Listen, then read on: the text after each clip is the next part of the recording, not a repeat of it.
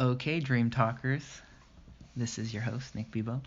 We have a slightly different show today, and I am very, very excited. Honestly, probably the most excited I've been for a podcast so far since I started this little project. So we have one of the reoccurring favorites here, Keith Thompson. Had a fun talk with him. I think it was episode 3. One-on-one, got into all of our favorite stuff. He is a good friend, a great fellow philosopher, verbal talking jazz, improvisational buddy of mine. Mm-hmm. And he dropped a cosmic bomb on me over the weekend with a small, unsuspecting text, which led to me with a little response and then a call, which just totally blew my mind, for lack of a better way of saying it. And we're going to explore that. So, Keith, welcome. Good to be back. Good to be here. I'm looking forward to this in ways that will be clear to the listener. Hello, listener. Yes. As we unfold this, it's a homecoming for me. Let me put it that way. Right on. I love that. Okay, cool. So, if you want to know about Keith and my relationship, you can go back and listen to the other episodes. Where lots of fun. We met through Paul Hederman, zenbitchslap.com. Check him out. But today is going to be on a slightly different topic. But if you know non-duality, it's all the same topic, but different ways of getting at it. Okay, so the text. So last week we recorded myself, Keith, Mike and Sharon had a fun talk at a cafe, almost 2 hours. We went all over the place, relationships and non-duality and cults and movies and shows. It was lots of fun. And so from that podcast on, the conversation continued through text, and I got a text from Keith on Saturday saying, hey, this is kind of out of nowhere, but have you ever given any consideration to the UFO phenomena? And so when he said that, my subjective thought was, yeah, that is kind of out of nowhere. We've never brought up aliens. We've never brought up UFOs. Maybe we have, but it sort of was just in passing. In fact, other people in the group seem to be a whole lot more into the UFO shows or the alien shows than Keith. And so I was like, yeah, that is kind of out of nowhere. And I sent a little response just to, give my little take on it and see. I was interested in Keith's take. And the text back, I wish I could read it, but I remembered the last line was, maybe I can give you a call and we can talk about my encounter with the UFO phenomenon. I think I might have said I had my own encounter with the UFO phenomenon. Yes. Give me a call, we can chat. And I might have added, it's not the typical encounter you might think, namely, let me tell you about my sighting. Yeah. That wasn't where I was coming from. Yeah. It was like a Hitchcock, Edgar Allan Poe level of suspense. I was like, oh, okay, this is interesting. Because I know Keith's not your average dude, let me tell you a UFO story. It's kind of like someone comes along, let me tell you about my dream last night. Exactly. It's like a yawn, right? No, my best acid trip or something. I know that you are an interesting enough dude that this is going to be something cool. So I give you a call on Monday, and that's when you drop the bomb. You want me to say what I dropped? Okay, yes. So here's the deal. Over 25 years ago, by the way, I'm a writer. I have a history as a writer, independent journalist, and have taken on all kinds of subjects. And about 25 years ago, I decided to follow through on an interest that I'd had off to the side for quite some time. When I say off to the side, with most people, the UFO phenomenon is not an off to the side thing. If you are a researcher or an experiencer who goes into publishing, you generally have been at the center of it. It's all consent. And so in a way that I'll make clear when I read from the prologue from the book, I wrote a book over 25 years ago called Angels and Aliens, UFOs and the Mythic Imagination. And it was based on my long-term observation of these sightings, these reports, these remarkable encounters that were reported, and I noticed a certain dynamic in the way we debate about that. And I will talk about that in a few minutes when I read the prologue, which is quite short. So I essentially told Nick, I wrote a book about this. Oh, and here's the reason I'm telling Nick now, this week. Because after I wrote the book many years ago, I put it on the shelf, so to speak. I did TV and radio. I was on Larry King Live and entered into a lot of the debates on media about it at the time. And then I put it away. But in the past half a year or so, I enjoy Twitter. I have lots of good sources of information on Twitter, and I noticed there is what's called UFO Twitter. A lot of leading UFO investigators and researchers and commentators are there. So I've slowly been tracking the conversation. It's like coming back to a topic that I had a central interest in at one point. Mm-hmm. So I'm noticing this conversation, and I thought, I'm noticing a lot of newcomers to this field who are operating from a lot of assumptions that I could really address with them, and love to maybe save them some time. Yeah. That was my feeling. I'd love to save you guys some time on how to think about this thing effectively, all right? And to that extent, I think I did that. So I finally said, I want to revisit this material again. I don't know the book is out of print, which is a nice way of saying it, sold until it didn't sell, and the publisher lets you have the copies back and so forth, and it goes into libraries.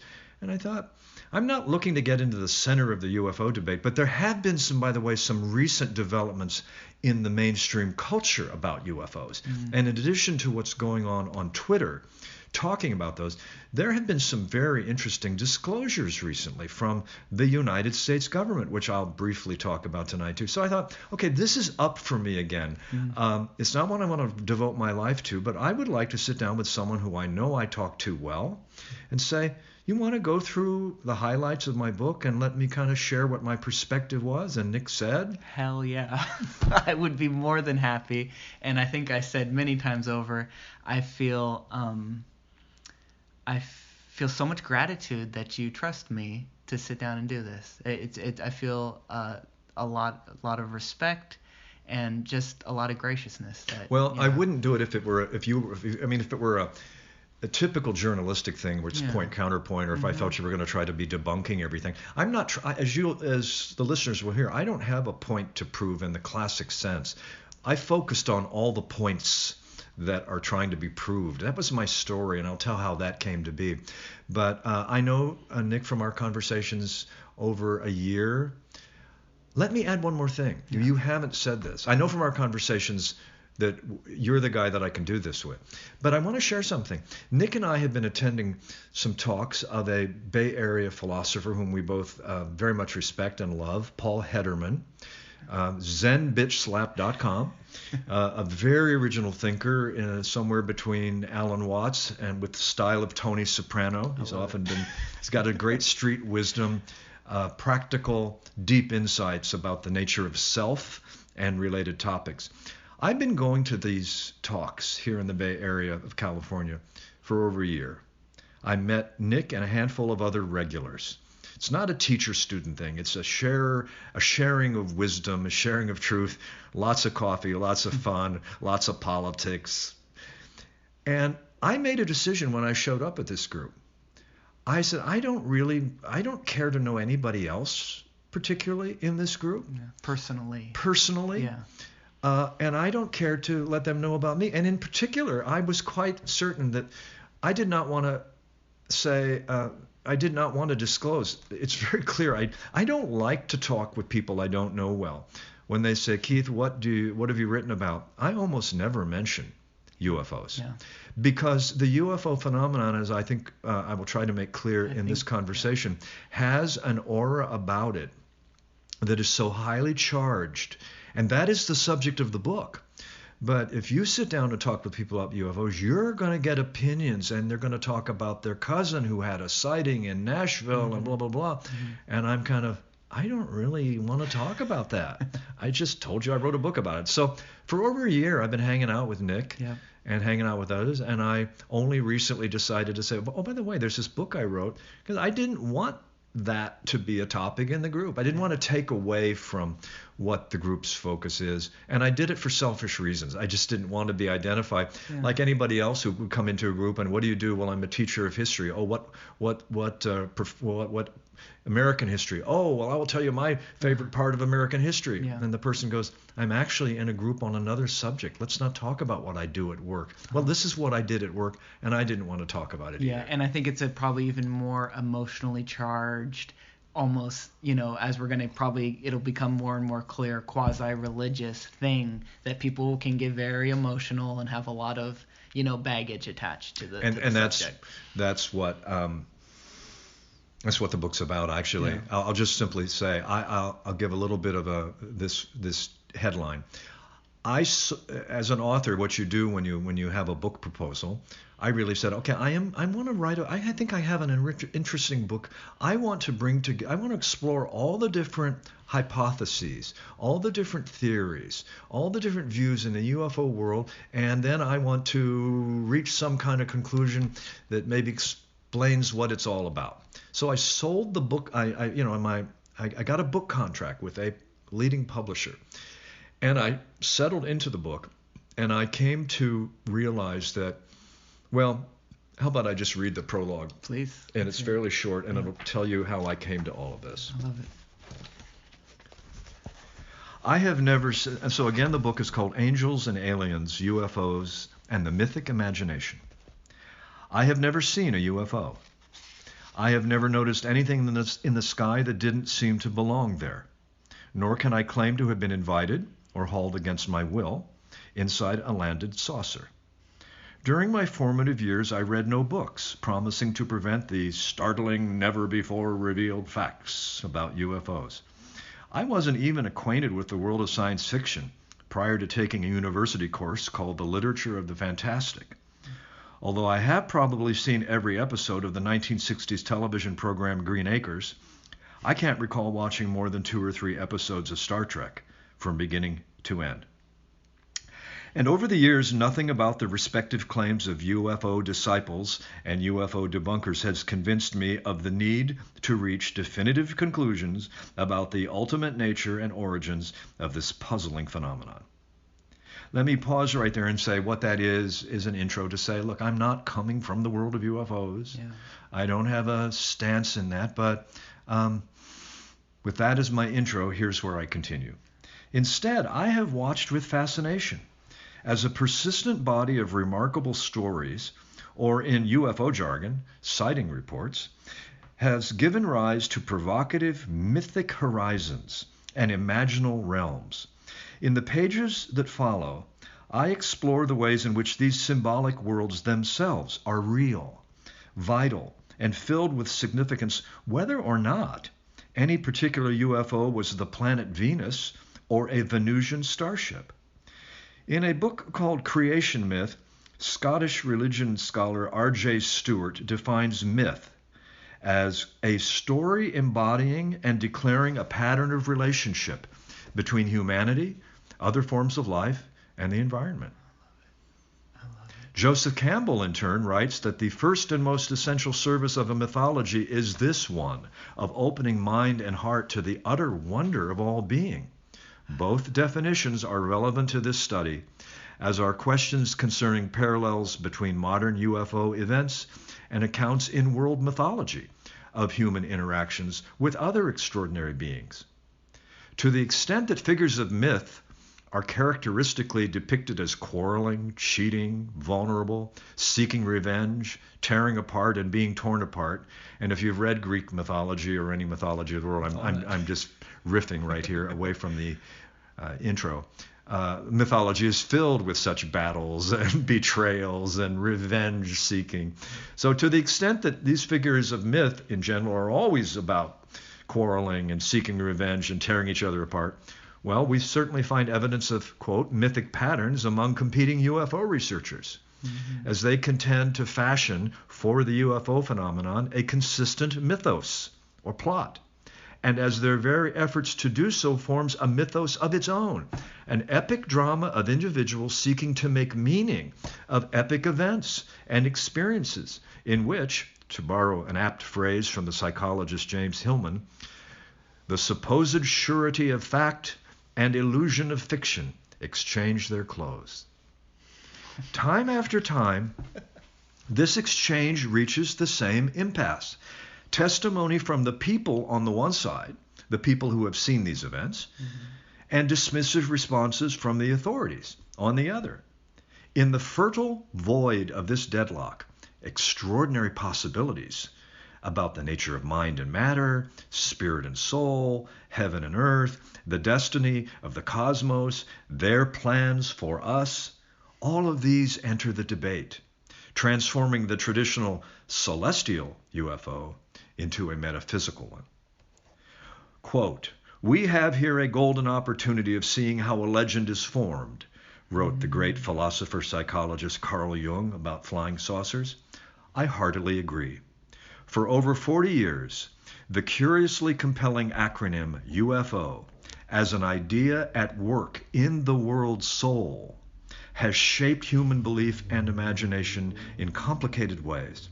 A robust contemporary prodigy has emerged in our midst, enticing us with the vivid ambivalence of its images, systematically resisting definitive explanation, fostering rancorous debate, comprising a provocative enigma of global proportions.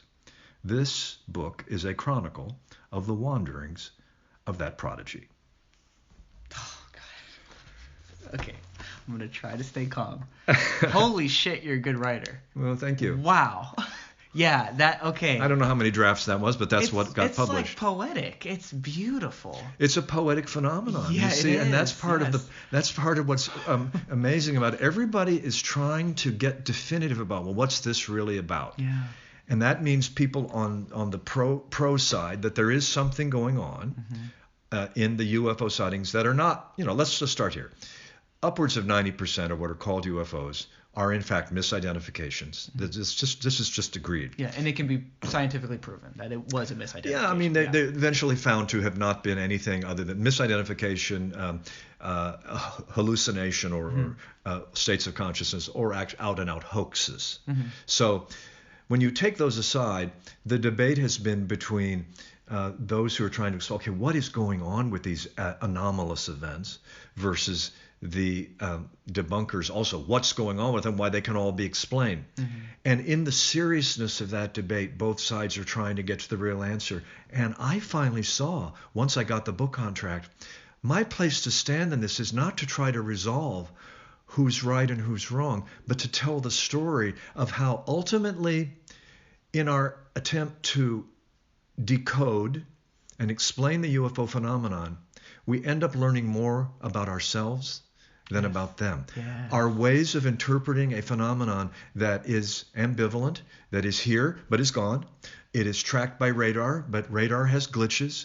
Eyewitness reports are good, but eyewitness reports are notoriously bad in court of law. So there are every approach of this phenomenon, which seems compelling, can also be dismissed. And that's finally what I decided. That's the story.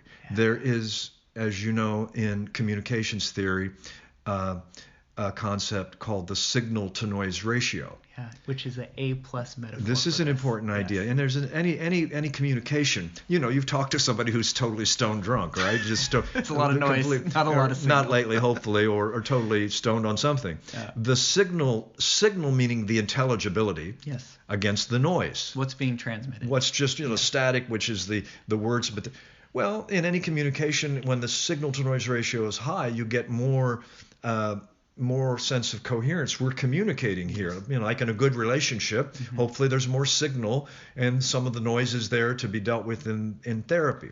But the question in the UFO phenomenon is, what's the signal and what's the noise? And debunkers explain it all away. If there's a reason for their certainty, and then proponents of different schools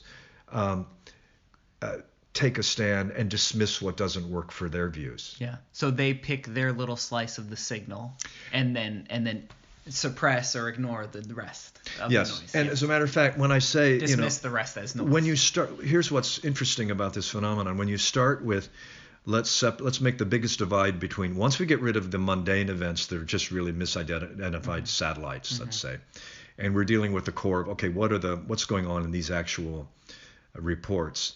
There's the debunkers who say it can all be explained as misidentification. They're all mundane. Yeah.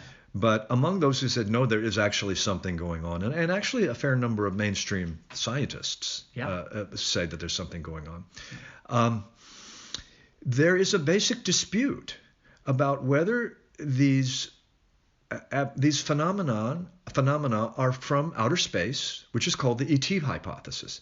Now, many of our listeners might not, well, what else could they be? I mean, if they're not explainable as conventional, the ET, they're the spaceships, right? Well, believe it or not, as we'll talk tonight, that's actually a question. Are they ETs in spaceships, as they would seem to be, thanks to Steven Spielberg and others? Or are we looking at a phenomenon that is perhaps far more complex, that is actually a form of non-human intelligence, but is something that is not from outer space, but from, you may say, other dimensions of time and space, beyond our dimensions of time and space. And it's a phenomenon that may have always existed here on Earth, and it may be about the business of shaping human perceptions over a long period, a conditioning program. If that sounds strange, stay tuned. Yeah. Yes. Okay. Cool. So as you were saying that, and I don't know if I made this clear early on, I would say you are probably like a 10th degree black belt in this field, and I'm a white belt. And I just want to like let the listeners know, especially the dream talking regular listeners. Most of the time, I'm talking about non-duality, meditation, the shit I'm really into. And so this is fun for me, and it's maybe even for the listeners, to be the novice coming in, incredibly intrigued, but like letting the, for lack of a better word, the expert, the authority, really, let me bounce some questions off you to get to a deeper understanding of this. And hopefully for the listeners too, I'm going to echo some of the things that sort of pop up. Right? Okay. Yeah. So. And by the way, I would like to, in that regard, having done the prologue and sort of what tells you how I come into this, I'm not trying to prove or disprove either of the sides. Rather, it's to tell the story of the debate about the sides. The reason I want to amplify what I said earlier, that there have been some recent events in the United States that I've been tracking again. That's kind of what brought me back in. Yeah. I look at my book I've got extra copies of my book on my bookshelf, and I walk by and I go, you may be ready to be part of my life again. Because I've been paying attention. For example, this is now a shift into current events. In the past 2 years, there has been a disclosure. Well, let me just read this from Wikipedia. Please. About the AATI program.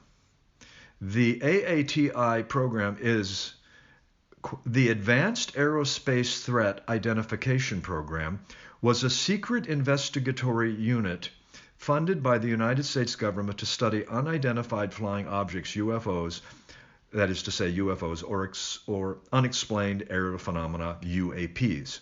The program was first made public on December 16, 2017. The program began in 2007 with funding of over $22 million for over 5 years. What's being said here is that despite the long-term denials that our government is paying attention, they've not only been paying attention, they've been paying attention under a concept called the Advanced Aerospace Threat Identification Program. And they're not just saying unexplained phenomena identification program, aerial phenomena. They are actually framing it as an aerospace threat. So I've been tracking that. I go, wow, well, first of all, this is interesting because the government has been systematically saying, oh, we track this stuff, but we don't pay any attention to it. Yeah. But I myself have always felt that that's not been a straightforward, at the very least, straightforward explanation. So two things that come up for me there. It became public in 2017. Yes, it had been going on It's been going on since 2007. And do we know how was that leaked, like a wiki leak or something, or how did that become public? Okay, let me show that this is just not. This is by the way the stuff of conspiracy theories in the UFO phenomenon. Yeah, I think we've what the government. Yeah, we're not. This isn't like we believe whatever the hell we hear. Oh, and by the way, it's not about Area 52. Yeah. Or is it 51? I never remember. Initiated by the Senate Majority Leader Harry Reid. Wow. Democrat of Nevada, to study unexplained aerial phenomena at the urging of Reed's friend, Nevada billionaire and governmental contractor Robert Bigelow, and with support from blah, blah, blah, other members of Congress. The program began in the DIA, Defense Intelligence Agency, in 2007 and ended after 5 years with a budget of over $22 million spread out over 5 years. Now, of course, Senator Reed is from the state of Nevada, former Senator Reed, where Area 51 is located. And, of course, we all know that Area 51 is at the heart of a great many robust rumors. It's got its own great mythology. It really does. And it's very clear that at the very least it's involving very, very top secret aerospace projects, including stealth projects and so forth. But this has developed into a belief that there are crash saucers, there are aliens living on Area 51, and so on and so forth. Or is it 52? I get a little dyslexic about that. 51. Right. Area 51. Yeah. So that's just, I'm not going to go into depth about that. I also want to touch on another recent development before we go sort of into what I did in my book. Yeah. In this past year, the History Channel put together a series called Unidentified, Inside America's UFO Investigation. It's a TV series purportedly exposing the U.S. government secret program, this that I just referred to, the AAIT. It features former military counterintelligence officer and alleged whistleblower Luis Elizondo. Maybe that's how it came to this. And he's been on a lot of shows recently. He recently resigned after becoming frustrated that the government was not taking the phenomenon seriously. He has confirmed, he's claiming that he has direct knowledge that UFOs are real. They exist. They have been officially documented. And that raises, and there have been some releases of clips that went viral, which were confirmed by the government, the U.S. Navy, to be authentic footage of what, for the first time, government has acknowledged are unexplained aerial objects that are traveling at enormous speed, chasing, running, flying, propelling themselves toward Navy fighters, suddenly doing right angles that are beyond comprehension. No apparent, according to observers, this is found on radar, but also eyewitnesses, there's no smoke, there's no exhaust, there appear to be no fins. And by the way, the latest crop of these events are shaped like Tic Tacs, like the Tic Tac candy. Oh, yeah.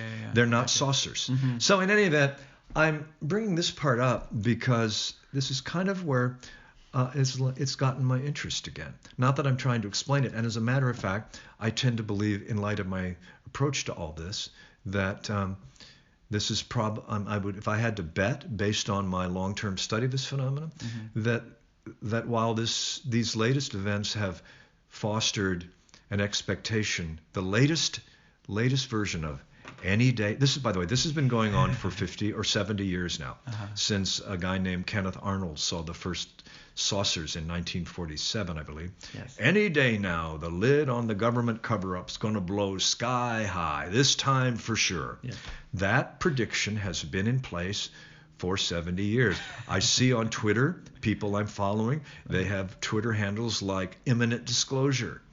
And they are a new generation, many of them younger than I am. Yeah. And I just want to say, brother, I hope it happens on your watch. Yeah. I hope the disclosure happens that you want on your watch. I'd be willing to predict that there is not going to be an imminent disclosure, not because the government is going to hide it per se, but because I believe, I'd have to say that my conclusion, I don't know how informed it is, my conclusion is what the government knows is something outside our boundaries, our concepts, our framework, our scientific, materialist, physicalist framework knows something has been happening for quite some time.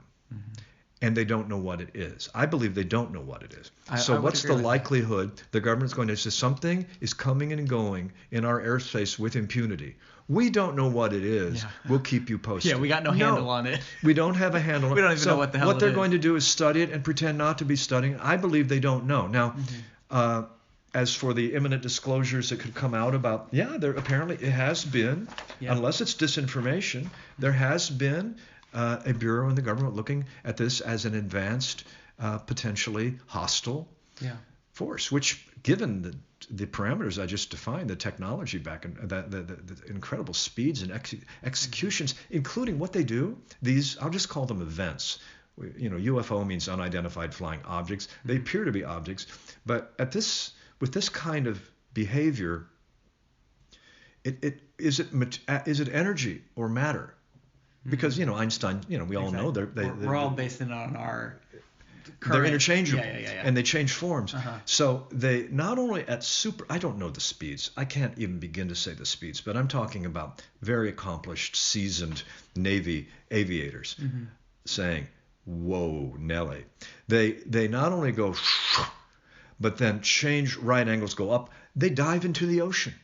They dive into the ocean like they are missiles, and then they come out some other place. How does this, whatever they are, if they're objects, how do they not know they're not going to collide with something? Yeah.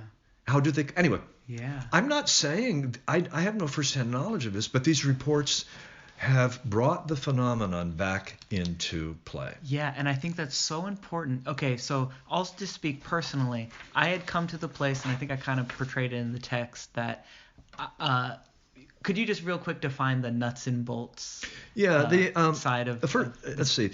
The argument? Yeah, there's two basic theories or two basic approaches to the phenomenon, to explaining what's going on if it isn't just conventional. Mm-hmm.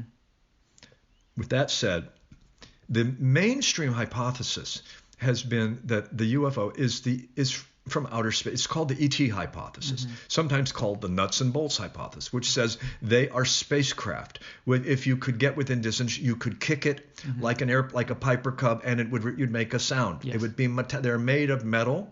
They have advanced technology. They come here and do all kinds of things, including abduct human beings and. Anyway, so the idea is, they are spacecraft more advanced than ours. And then the other alternative is that they are some paranormal, interdimensional, time-traveling phenomenon that really belongs in the category of the paranormal that we identify here, telepathically, clairvoyance, distant viewing, that transcends the boundaries of what we acknowledge to be possible and what mainstream science says no. Paranormal phenomena does not exist. It's all that hasn't been proven decisively. Can't be measured. Can't be measured in the way. Although there are some good studies. There's some signal there. There's something going on, and maybe our instruments aren't quite there. So anyway, that's what the ET hypothesis is. It's the idea that they're nuts and bolts. So leading up to me talking with you, I had reached the idea that the nuts and bolts. I tend to, as I said last week, psychic phenomena. God, ghost, aliens, we'll say the nuts and bolts idea of aliens, I tend to say it's all bullshit. Show me the proof, right? You have the burden of proof, right? That was sort of my take for a very long time. Now, I had reached a point where we live in the era of YouTube, and everyone has a high definition camera in their hand, right? Where show me the proof. What you just read is the greatest argument for the actual. Maybe there is some signal in that for the ET for what it looks like. And by the way, when I have because it's a government. First off, it was and this is all stuff you would expect today. You would expect in the 2000s, in the era of internet, in the era of WikiLeaks. If you hear this story back in the 70s, there's so much more of a chance for things to be hearsay, diluted, yada yada. We live in a time where once something's leaked, there's no real way of hiding it. It's out there, and this is the era of the internet. And I would tend to, the numbers make sense. 10 years of hiding it, $20 million. That sounds like plausibly what the government would put into something that, is maybe something they feel is a real threat, is something that's worth looking into. Going back to your idea of maybe they do know there is a threat, but they don't know what it is. And so they're just trying to get some people that are maybe the leaders in that field of get a handle on this and figure out what the hell's going on. This is an existential threat. This is an unknown, So the argument you just made over the last 15 minutes reading those is the best I've ever heard. Let me tell you also, again, how this phenomenon then ultimately, by revealing something new, it further conceals itself. Yes. That is one of my one of my arguments in my whole approach. The cool mythology. In its very self manner of presentation, it has a way of canceling itself. For example, regarding the AATI, the Advanced Aerospace Threat Identification Program, there have indeed been individuals, Lou Elizondo, and other real people, including Assistant Secretary of Defense, and I'd have to get his name, real people. They are participating in this History Channel TV series called Unidentified Inside America's UFO Investigation. If you have a cable provider and you've got the History Channel and you've got On Demand, this series, it's a 6 parts, it's still there. You watch it tonight or tomorrow. There's some very compelling stuff. I'm watching it tomorrow. But the AATI has already come under scrutiny that maybe Elizondo is not really who he says he is. The government has not fully corroborated that this agency exists. He said he was in it. Now, of course, I've just read data that show that Harry Reid says it did exist. So it falls into, I'm not trying to explain it away. Yeah. I'm really not. Yeah. But I notice that right now on Twitter, in the UFO Twitter, our conversations about Lou Elizondo is the biggest hoaxer I've ever seen. These are, by the way, UFO scientists who think it's real. Others say Lou Elizondo is as pure as the driven snow. I know the guy, and he was involved in this, and he's trying to orchestrate a slow, soft landing for disclosure. But even the new round of players is enmeshed in the dynamics of character assassination, reputation enhancement, show me your proof. So I would really highly recommend the series Unidentified on the History Channel, not because I'm saying it's but it's very well documented. There are videos of these events, and I call them events. By the way, an unidentified flying object. People say to me, do you believe in say on someone who doesn't even know. Or they'll say, but they know I wrote a book. They say, oh, do you believe in UFOs? Yeah. And I always stop and I said, do I believe in UFOs? I know what they're asking. Yeah. Is it real? Are they coming from do I believe spaceships are coming? But do I believe in UFOs? Yeah, I believe in UFOs. I believe there are unidentified events that appear to be flying. They appear to be aerial. I mean, they are every day people with iPhones take pictures. So unidentified flying objects. They appear to be objects. But even the ones that are captured on iPhones, there's a lot of, you can go on YouTube and show me a UFO. People are using their iPhones, but what they are getting is something that is very often moving so fast, in the middle of the day, moving so fast that it does not appear to be conventional. And it does not appear to be an airplane. It moves and it stops, and it changes trajectory, and then out of the frame. Yeah. That's probably not a weather balloon. It's probably not an airplane, not a Cessna or a Piper Cub. Satellites don't do that. But what was that? So we go to, it must have been a spaceship. On the basis of available evidence, eyewitness, there's something happening. As Jung said, there's something happening, we know not what. Yeah. Now, I'm not saying there can't be valid and credible theories. My premise that led to my book was that I have noticed that every theory ends up never able to fully cross the threshold of convincing, and so it lands in a realm where what fascinated me was this endless stalemate ends up itself being a manner of conditioning us. Do they appear, let's say they are, well, whatever they are, from other dimensions, in the same sense, poltergeist. I'm not saying I believe in poltergeist. I've seen the popular stuff on poltergeist.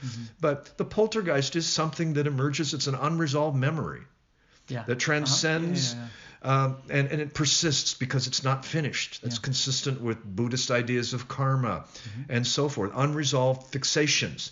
But this is a really bad one. It turns out it lived in the basement and it's hellish. Yeah.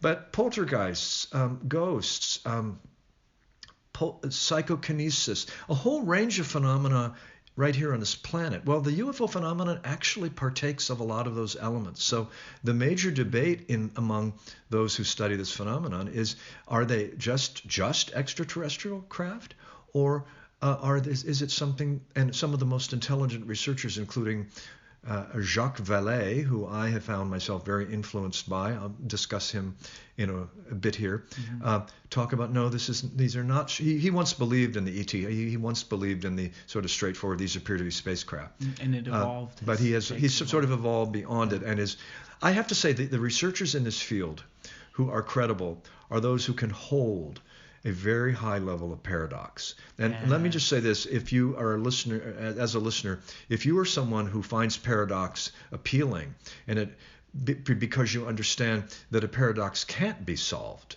it is something that has to be lived, and whether you might be attracted to Zen, you might be attracted to any form of advanced riddling that holds two things together.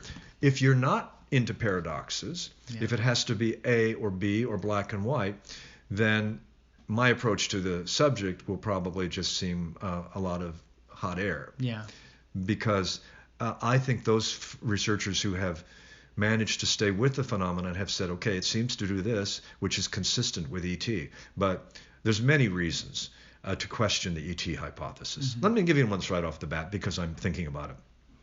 Jacques Vallée, the researcher I'm talking about, has referred to this. One of the major motifs of the UFO abductions, I mean, I don't know if the average listener is familiar with, especially in the 1980s, there were the phenomenon evolved to include actual human alien I think that's interaction. That it's pretty much seeped out into there. the popular I'm culture thinking maybe well, a millennial who's now 30 might not necessarily. Anyway, one of the things that's, by the way, these appear to be experientially very compelling. Mm-hmm. I've always said, and when I was asked on various TV shows, Keith, bottom line, do you think these abductions are real? And I've said to the host, I'm just going to tell you as honestly as I can. If you had what these people had, if you had the experience, you would have thought it was real. Do I know it was real? No. And because there are aspects of the phenomenon of abductions that are absurd. Yeah. They're truly absurd. They're ludicrous. Mm-hmm. They couldn't. How could this be happening in this way? And that is one thing Jacques Vallée has said. They can be real events of some kind, but they almost at times appear to be staged. Now, that's a pretty far out idea. How could they be staged to convey the idea that abductions are really going on? What would be the nature of that? Well, there is a theory that and a hypothesis which says there is some phenomenon that, and I'll go into this more. Yeah. But let me just specifically say, as for the abductions, one of the major elements is they seem to conduct medical examinations on the human beings, especially involving their reproductive. They're very interested in the reproductive system. Yes. And there are some abductees, human beings who have claimed to have been abducted and been inside a spacecraft, who are actually, I've talked to many of them. Yeah, I'm sure. Okay? Yeah. In the process of doing this book. These are not simply hallucinating. They were not taking ayahuasca. Mm-hmm. They're Mildred and Albert driving home from bowling in Nebraska. And they report that they got inside a spacecraft and did not remember it for several days, and the flashbacks came back. Anyway, this obsessive interest in the reproductive system, as Jacques Vallée has written, he said at some point, if they have the ability to get from vast distances, if they are from outer space, they're technologically advanced enough to get enormous. This is one thing debunkers often cite. They will tell you the mileage and the time it would take. Millions of light years. Millions of light years. So, and they come and conduct the same first-year medical school type rudimentary examinations. I think we've been past that by now. Do you think they would have gotten the basic idea how it works? So what they are doing is conveying the idea that this is what they're doing. And there's even a theory that's widely held among people who live in this world, is that there is advanced genetic engineering going on between aliens and human beings, and that there are hybrid babies that have been born. Now that sounds perfectly National Enquirer. Yeah. Okay, it is widely part of this mythology, and I use the word mythology, by the way, very respectfully. We tend to say, is it true or mythic? Is it true or myth? Yeah. Myth doesn't mean false. Myth can be very true. Well, in your prologue, I think that was came that clear? across very clearly. Yeah. Well, what came to me, you said you had one great example, and then I said that sounds like Joseph Campbell. And then you said, and then it's Joseph Campbell. Yeah, it's Joseph would say. Yeah, which I saw that one coming. I was thinking on the way over about I think I mentioned to you the other day the interview that Joseph Campbell did with a fundamentalist Christian dude. I don't remember his name. And the guy comes and says, so you say God's a myth? And Joseph Campbell says, yes. And he goes, so you're saying he's not real? He goes, no, I'm saying he's a myth. And he goes, so you're saying he's fake?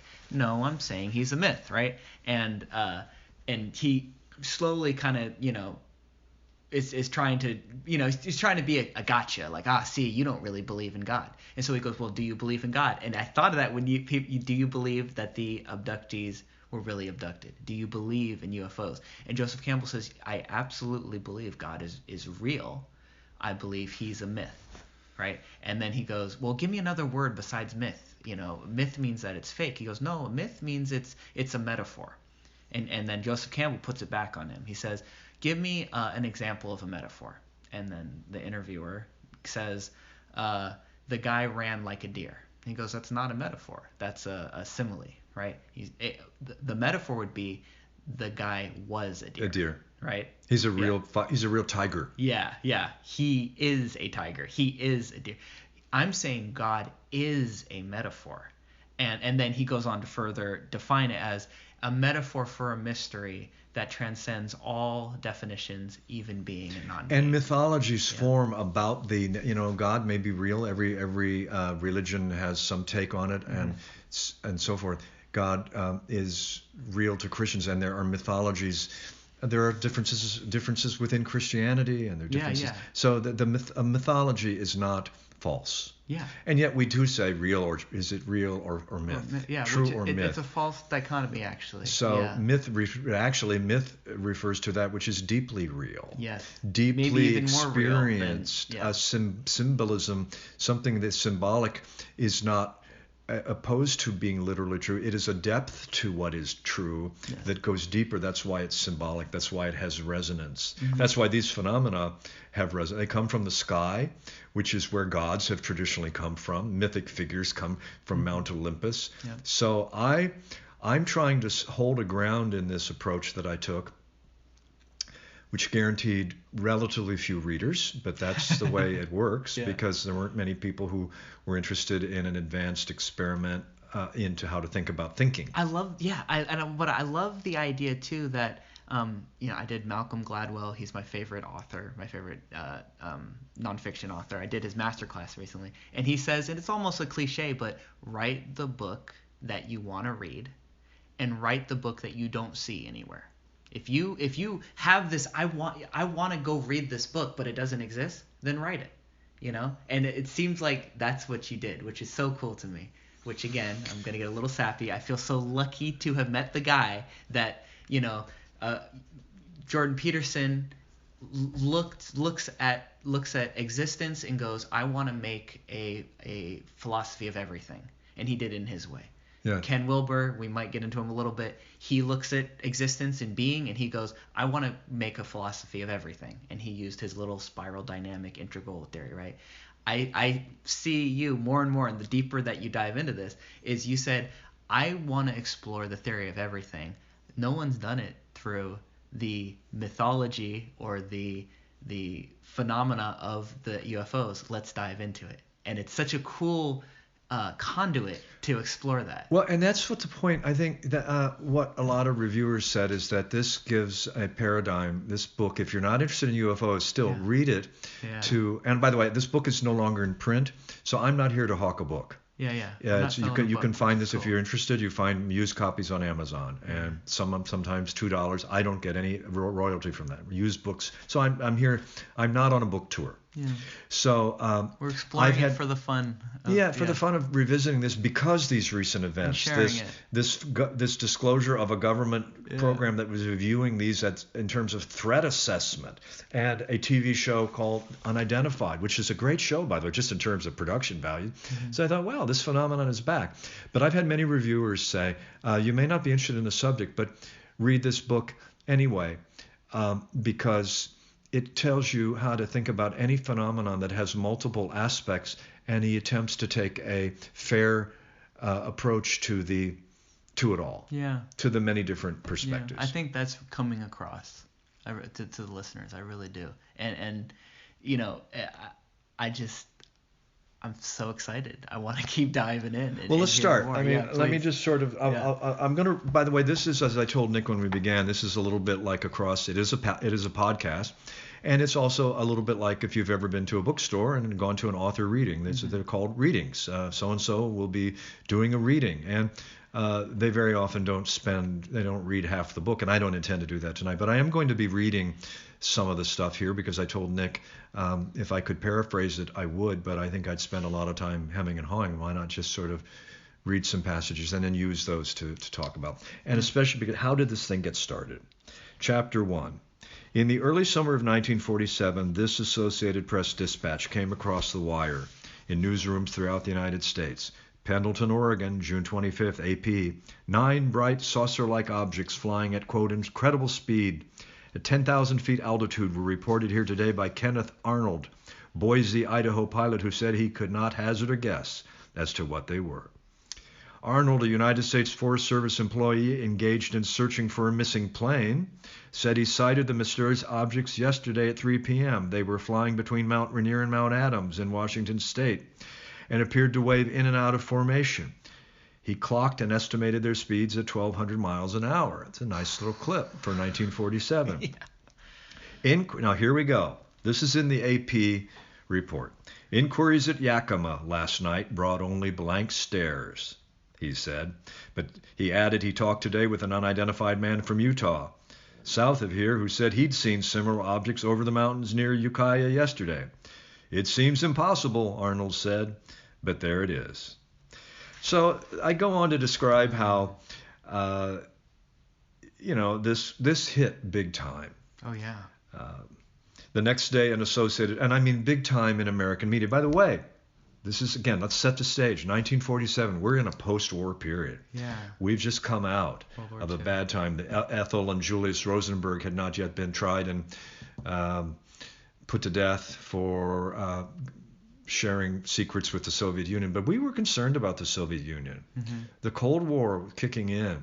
So we were nervous, and meanwhile, undocumented aerial events. Yeah. There was a bad case of Cold War jitters, post-war jitters. So put that into the mix as a big part of it. So the next day, an Associated Press story carried this follow-up lead. Army and CAA spokesman expressed skepticism over a report of 9 mysterious objects big as airplanes whizzing over western Washington at 1,200 miles an hour. This is interesting. Within days, Kenneth and Doris Arnold's Boise, Idaho home was besieged by reporters seeking additional details about the 9 mysterious craft. Mm. I can't begin to estimate the number of people, letters, telephone calls I tried to answer. After 3 days of this hubbub, I came to the conclusion that I was the only sane one in the bunch. It led to a lot of mocking. Mm-hmm. It led to a lot of, by the way, it led to other reports of similar sightings. So there we have immediately one of the major motifs. Is this a phenomenon? Is what was cited something in fact real? And there was no doubt he saw something. Yeah. And he reported as accurately as he could. Mm-hmm. Seeming events. Other people reported. This then leads debunkers to say, well, this is classic copycat theory, mm-hmm. copycat behavior. Mm-hmm. People see what they want to see because they've been told something like that has been seen. And by the way, what was seen by Mr. Arnold is not even sure, so we have copycat reports. That's one approach. Mm-hmm. Another approach says what Arnold saw was something apparently real, and other people are empowered to either begin saying what they saw too. Can you think of a lot of reasons why not to say that you saw absolutely. this? I can think of a lot of reasons. I probably wouldn't. And in fact, Arnold, I don't know the back story, I don't know how he came to. He must have been terribly innocent. Like, oh, should say what I saw. I'm sure he came to conclude that if he did, if he could have done it again, he might have kept it to himself. Yeah, I'm sure. So, let me just. He said, if I saw a 10-story building flying through the air, I would never say a word about it. Half the people I look at see me as a combination of Einstein, Flash Gordon, and Screwball. For its part, the Air Force could find evidence of only the third category. In a private memorandum, an Air Force investigator reported to his superiors that the anointed father of the flying saucer had become, quote, practically a moron in the eyes of the majority of the population of the United States. So that's the first event. Okay. That's the start of, in mythological terms, that would be in a creation story. That's okay. I was going to say, was that sort of the first popular event in America? Yes, and in the world. And when in a society where mythology is alive, and it doesn't. And by the way, in societies where mythology is alive, they don't call their myths myths, because they too, it's the truth of the ancestors. Yes. So in a so-called, what shall we say, a primal society, I don't like the term primitive, but in a tribal society, what would be called third world, I generally would say, why aren't they called the first world? They seem to have been here before we were. Why isn't the first world called the third world? But so in a tribal society in New Guinea, that tell the stories of how the tribe came to be, and the ancestors in the original times flew down to Earth, and that is told to every successive generation. The originating story is held to be true. The dichotomy between true and false is not even a concept. That is the myth. That is the meaning-giving story. In the same way that you could say Genesis. See, Christians, Genesis, some Christians would say, is a literally accurate account. Well, every culture believes their myth is literally accurate. So that's an analogy between the tribal mythology and this is why the person took issue with Joseph Campbell. You're saying religion is a myth. You're saying the Old Testament is myth. Campbell would say, yes, it's a myth. It gives you meaning. Well, of course it's meaning because it's true. So no one is saying when I say this is mythic, there's no doubt that Kenneth Arnold existed, but his story became the progenitor. It became the first. It became the primary event in what would emerge as a debate about these that developed a lot of recursive styles of debating that resemble a mythology. Yeah, and it seemed to have blown up. It was like something about, as you were saying too, I really like the idea. We explored a little bit in the podcast last week of when something is ethereal, right? What's that dark thing around the corner? You kind of get a little glimpse of it, of a little shadow, and then the brain fills in. It's got to be the scariest thing possible. It is a tiger. It is a whatever. And then you go and it's a chair, right? Right. So that shadow of the unknown. So we're primed. We're looking for Russia to come in and drop the atom bomb. We're right at that time in history. And so you see something that's unknown, and we run with what's the scariest possible thing that it could be?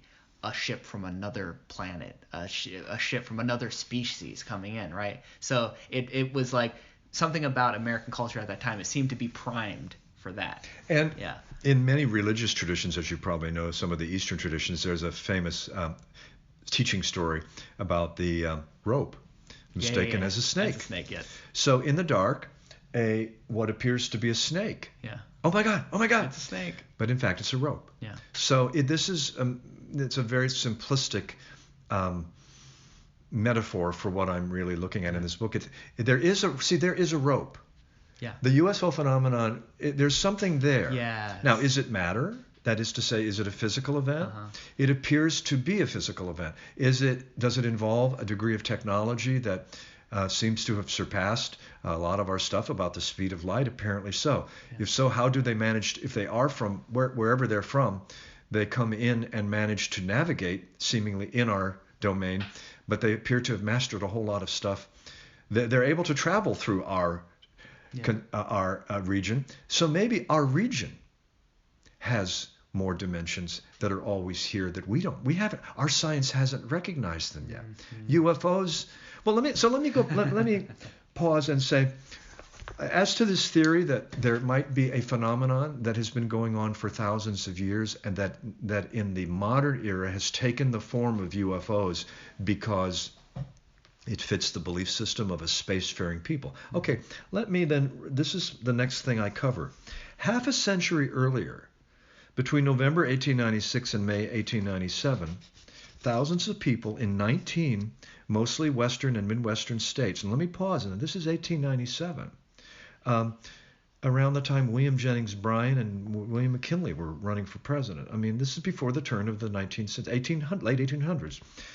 People, we barely got thousands electricity. of people in 19 mostly Western and Midwestern states reported seeing dirigible-type cylindrical airships sailing through the skies.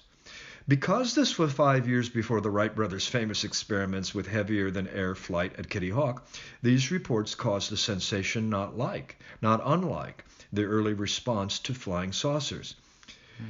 Today's UFO, now here's the interesting thing. By the way, these were reported in newspapers at the time. They weren't photographed because I don't want the photography. Well, Matthew Brady had developed the in the Civil War, but I don't believe these were photographed. But they were widely reported. Now they would be considered folklore. It's sort of, people were seeing it. Well, what were they drinking, folks? What were they? They're the airships. They saw them over Peoria, Illinois. Oh yeah, I saw it too. I saw it too. Couldn't be. It's nonsense. It's Satan. It's the devil. It's of the devil. And again, interesting. 5 years before the Wright brothers. So. There's a certain way in which well, anyway, do I know that these occurred? No, but they were widely chronicled at the time. Now, what makes this relevant is let me read again from the book, today's UFO researchers remain characteristically divided concerning this late 19th century phenomena, some attributing the sightings to contagious rumors and deliberate hoaxes, others arguing that at least some of these aerial events emerged from the same mysterious dimension beyond time and space, as did their eventual descendants, flying saucers. Let me summarize that a little better. A lot of today's UFO researchers, they say, oh, that was just folklore.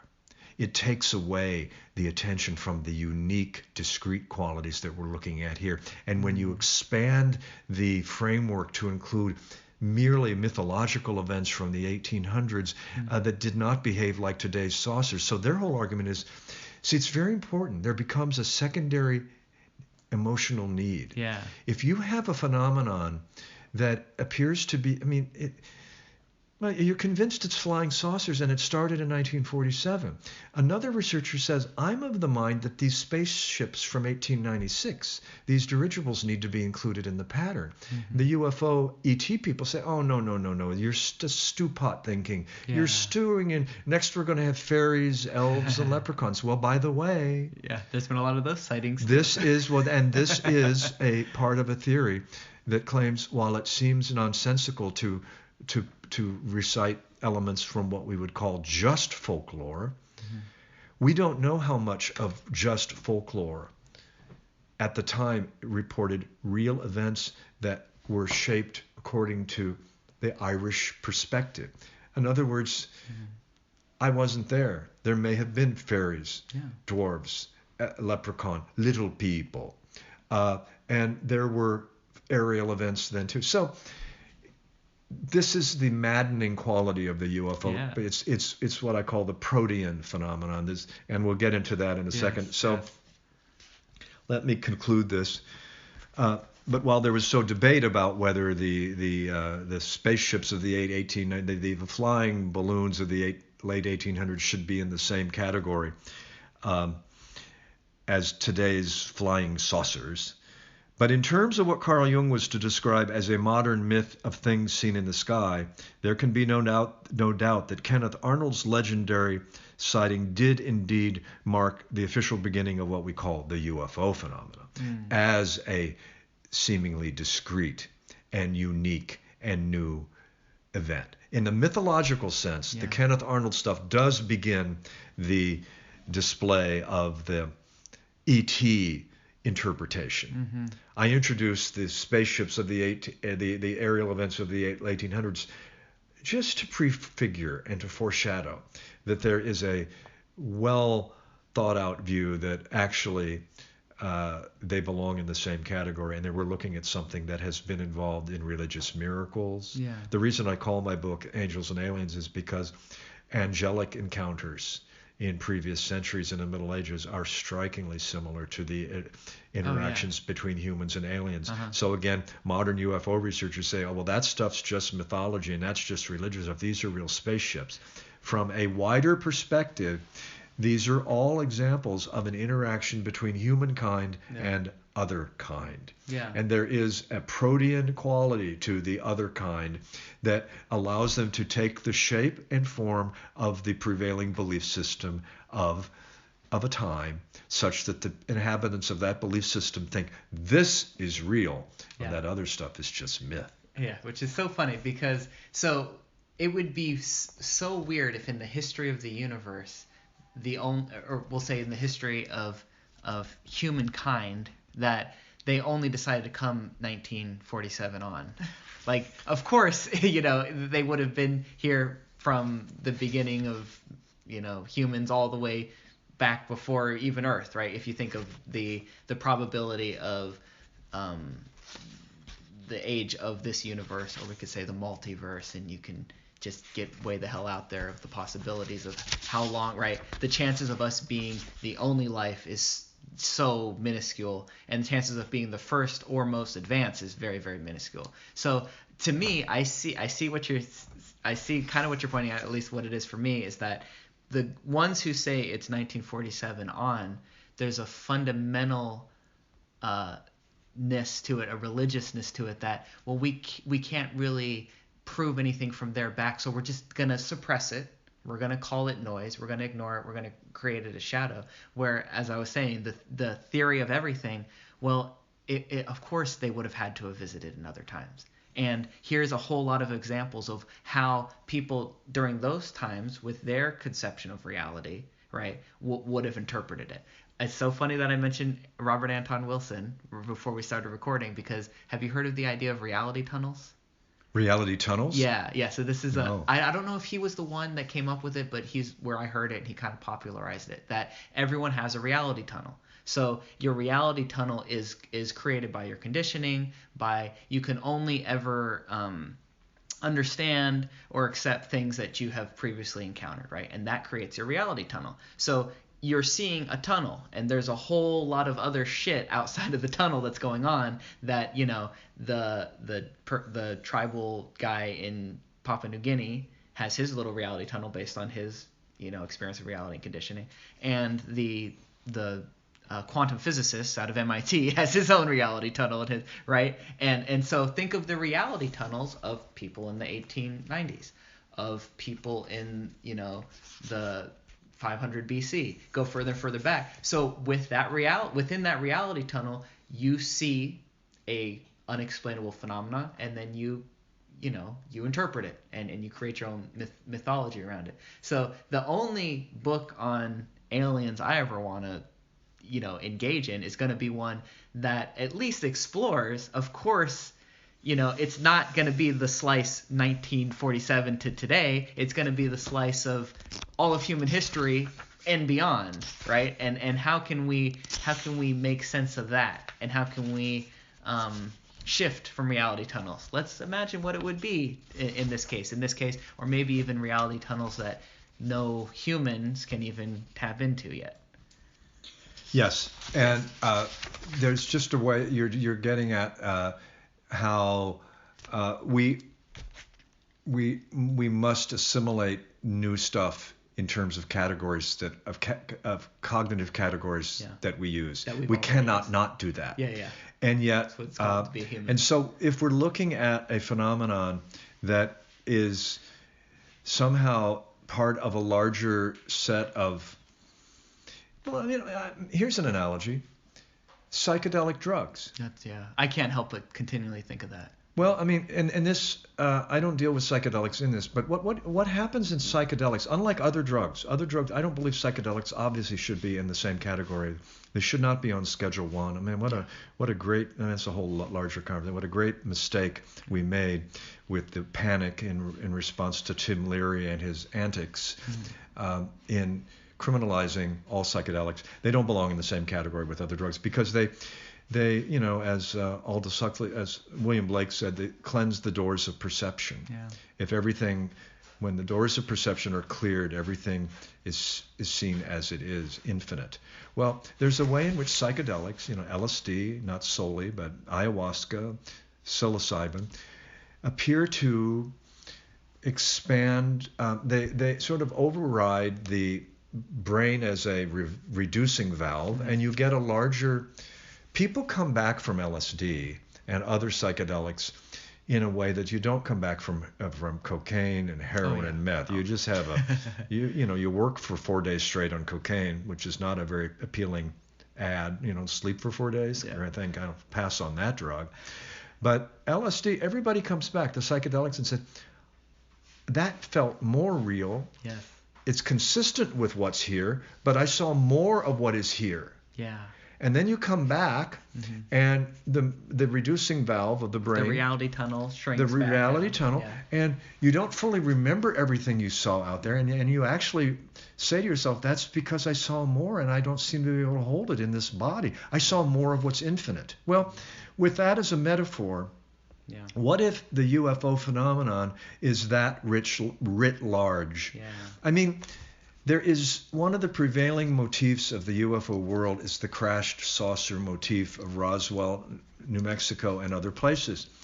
I covered it intensely here, and I'm not going to go over it. You can find stuff on Roswell. The crashed saucer thing it sounds great. I mean, I've often said if I were to listen to one jury presentation of advocates of the Roswell crashed saucer landing, if they had the morning between 9 and noon to brief the jury on why that did happen, I'd probably say, yeah. It did. It's unbelievable. And they covered it up, and they put out 2 cover stories, and they withdrew one of them. And then I'd listen to the afternoon between 1 and 4. Yeah. The debunkers, and including many UFO researchers who think it's a real phenomenon, but Roswell was a wild goose chase. Yeah. In any case, you'd hear the debunkers say what happened at Roswell didn't happen, and that is why that builds into my.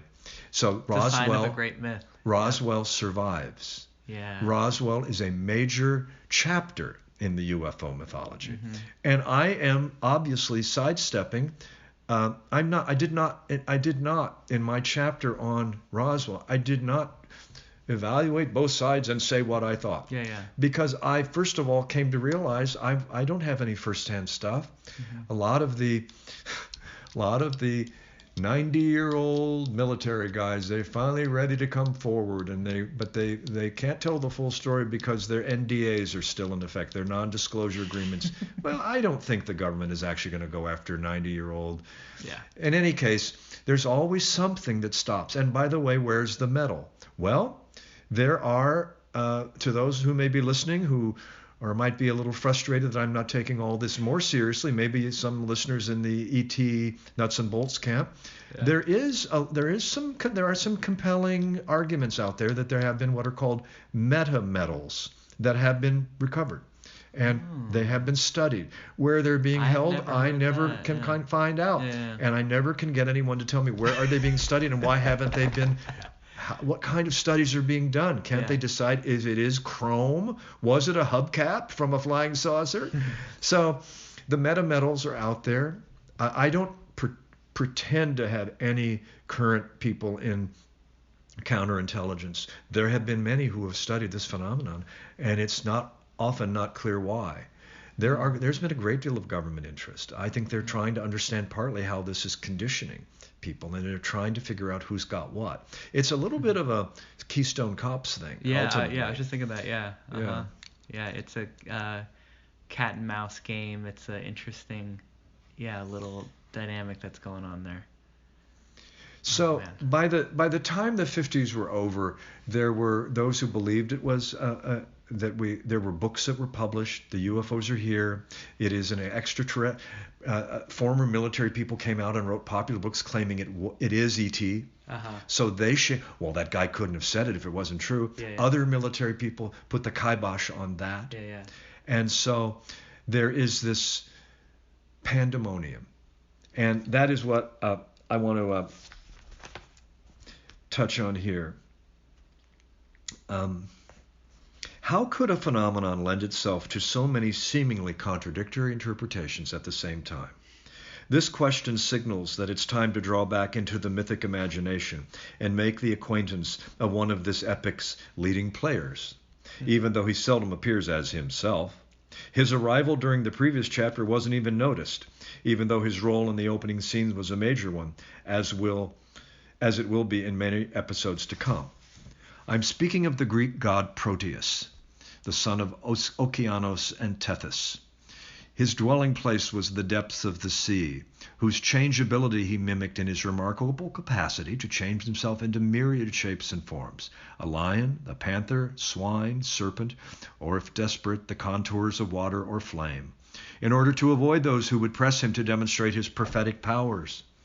As the psychologist James Hillman put it, Proteus's ceaselessly changing image that could take on any shape or nature represented the multiple and ambiguous form of the soul. Let me go on. Ufologist, and by the way, that is the informal term that is used. If you're a UFO researcher, you are a ufologist. Okay. Ufologists seeking to verify the protean UFO's extraordinary nature have found themselves rewarded, often to their display, with similar aesthetic riches. Arnold's splendid image of 9 celestial objects undulating like saucers skipping over water.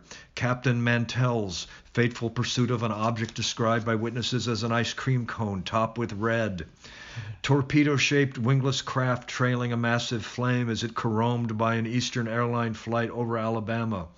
Balls of light dancing on the wings of aircraft during World War II, which were known as Foo Fighters. As the singing group, the Foo Fighters, took their name.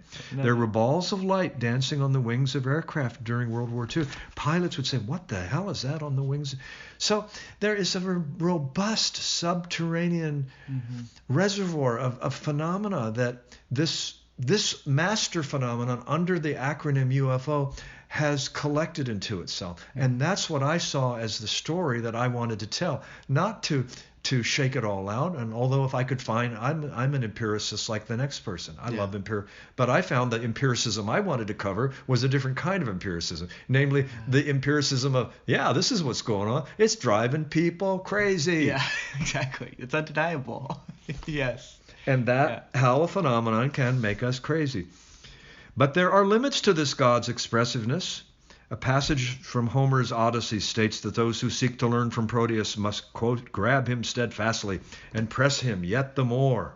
So every UFO researcher grabs hold of some, give me your details, give me your data.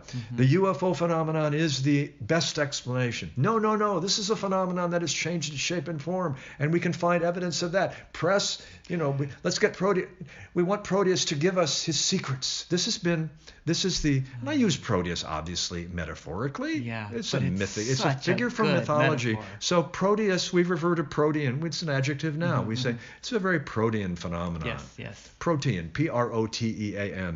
So, yet Joseph Campbell offers this important detail. This wily God never discloses even to the skillful questioner the whole content of his wisdom. He will reply only to the question put to him, and what he discloses will be great or trivial according to the question asked. Now let me go on with that. So what Campbell is saying, if you get hold of Proteus and you press him, tell me your full story, Proteus, he will never fully disclose. He'll change the subject. He'll change form. He was a swine, and now he's I forget all of the examples. A swine, a serpent, or desperate. He would become the contour of water or fire. So every UFO researcher grabs the phenomenon and says, tell us your full story. From this perspective, each hypothesis seeking to explain the UFO phenomenon as extraterrestrial visitors, misidentification of Venus, Soviet weapons, U.S. weapons tests, products of disturbed minds, and so on, each of these hypotheses can be taken as a particular, as coming from being asked a particular and limited question put to the UFO. So the UFO researcher convinced that it is spacecraft from outer space, as it could plausibly be, finds from the phenomenon details that support that hypothesis. They're not being dishonest. Yeah, no, yeah. It fits the shape of what works for them and seems consistent with their. And then there are all of these other there are valid, there's two approaches to criticizing UFOs. One is the skeptical, which I said. True skeptic is a scientist who says, I'm not buying it. Yeah. There are also debunkers. The debunker is that class of scientists who hang on the edge of this phenomenon, who are committed to debunking it, as some believers are into believing. So the debunking, truly debunking mentality, is as inappropriate to this as a hardcore believer saying it could only be this. But a true skeptic says, it just doesn't line up for me yet. Yeah, I love that distinction. That's a really great point. Yeah. Yeah, I mean, you could say a debunker is, absolutely there is no evidence of paranormal phenomena. Well, actually, that's not even an accurate statement. There is evidence. You don't find it valid. A skeptic, a materialist-oriented scientist would look at the evidence for what's called psi phenomena, paranormal phenomena, clairvoyance, distant viewing. Can people see what's going on 2,000 miles away? Actually, there's some fairly decent. It appears that vision and perception is literally not limited to the body. Yeah. But it's not slam dunk either. No. So a true skeptic says, I'm not going. There are some interesting. Run some more studies. I love that. Do more samples. I would say, and I think we've talked about this. I identify as a skeptic. Even I as I said last week, I went through an atheist phase, very skeptical, and then what I loved about non-duality within all the different spiritual, paths or ideas was that it's a skeptical view. It's what is subjectively true for me in this moment, right? And I can see that too in the skeptical view of the UFO phenomenon, of what is objectively true, what could be objectively true. Because the debunkers, there's something so cheap, and Joe Rogan talks about this too. Like, if your entire goal is just to prove why something's wrong, you can prove why anything's wrong. We don't know what the hell's going on. As I said the other day, Sam Harris says, look at your hand. Do you know what it is? Literally look at your hand. Literally look at it. What is it? What is it? Explain it. Okay, here's the difference. Ask a 6-month-old baby. Yeah. Show it your hand and say, what is this? Yeah. And you're going to get squirt sounds and boo boo blah blah blah blah blah, and it's going to be filling its diaper and so on and so forth. And to the degree that it registers, that infant registers the hand, it will be a blur, it'll be a dance. We'll say it's all noise, no signal. It'll be all noise and no signal. And by the way, that child has not yet distinguished himself as anything other than the whole universe. Yeah. There's no sense of self. Yes. And by the way, that is not a failure of development. No. The development of an idea of a separate self, as you and I have engaged a conversation, is itself a problematic. There's not much evidence for actually where is this self. Yeah. So the difference between us and the child about the human hand is we have since developed a lot of categories and concepts. We've learned to speak language. And so I will say, well, this is an appendage with these, what are they called, digits? These are called fingers. The flesh functions with the nervous system and the so I categories on. But these are terms. They're not bad terms. You want to study. This is the physiology and physiognomy and biology are reputable subjects. Yes. But at the end of the day, we don't know what this is, this hand. We have a term for it. It is a mystery. Yes. And, well, ultimately you could say I'm not taking that vast. The UFO phenomenon is a mystery. Yeah, it's not yet explained. But the drop it down a few notches beyond just the pure mystery is the Tower of Babel. Ufology is a Tower of Babel. Yes. That people are not all speaking the same language. Yes. And they are debating, what is this? Right there is. Yeah, you're not going to find coherence there. Yeah, there's going to be a whole lot of talking right past each other, and it's all, again, it's like a tribal kind of fundamentalist, quasi-religious thing at that point, and we ain't getting anywhere at that point, And again, I see you as the kind of outsider that took a very in-depth look at every single angle. And a very inclusive look. And a very inclusive, I don't think I yes. ridiculed anybody, and I wasn't even. I was. One review said Thompson has a wry analysis and a wry writing style. There were times that I, kind of showed my ironic stance toward some of the. But I wasn't trying to. I tried to create a purview for it, but I tried to frame it in this the muchness of it, the too much of my view is the too muchness of it was not something that was going to be eventually clarified if we just get our handle on it. Yeah. I came to see that the very idea of getting our handle on it was part of the mythology, and it was going to continue to outpace. And I deal with it later. What if it does turn out to be something? I'll talk with something clear. Yeah. But in the meantime, let me actually close this section. Please. Thus, by the end of the drama's first act, and by that I mean around the 1950s and 60s, the debate about is it real, is there something happening, and is it E.T. or not? Thus, by the end of the drama's first act, the intrepid UFO found itself the subject of seemingly unbounded speculations as it went about transgressing the boundaries between mind and matter, spirit and soul, stealing shamelessly from the repertoires of each. During the break before the second act, the ufologists had only to get together backstage and agree on methods suited to dialoguing with a phenomenon whose appearances were too compelling to be ignored, yet also too absurd simply to be taken at face value. I'll come back to that point in a second. That meeting never happened because its necessity was not apparent to the majority of UFO detectives, who were, after all, predisposed to find either evidence of metallic machines or mental malaise, nothing in between. The binary impulse, it can only be this or that. And many of the ufologists were not interested in accounting for the paranormal. There are UFO researchers who believe it's ET who don't like the paranormal part because it's too messy. These should just be straightforward space visitors. Well, sorry. If they've got the technology to traverse this large distance, they may also have greater powers of mind. Yeah. And when you study what's actually... So anyway, in the final paragraph here, in the meantime, Proteus permitted himself to wonder whether those who had elected to follow his tracks, those on both sides, could be maybe enticed to shift their own shape. Maybe they could be enticed to expand their horizons beyond the dreary one-dimensional debate that had emerged so far.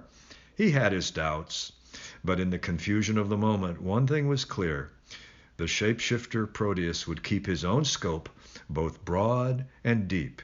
He was finding the general pandemonium delightful.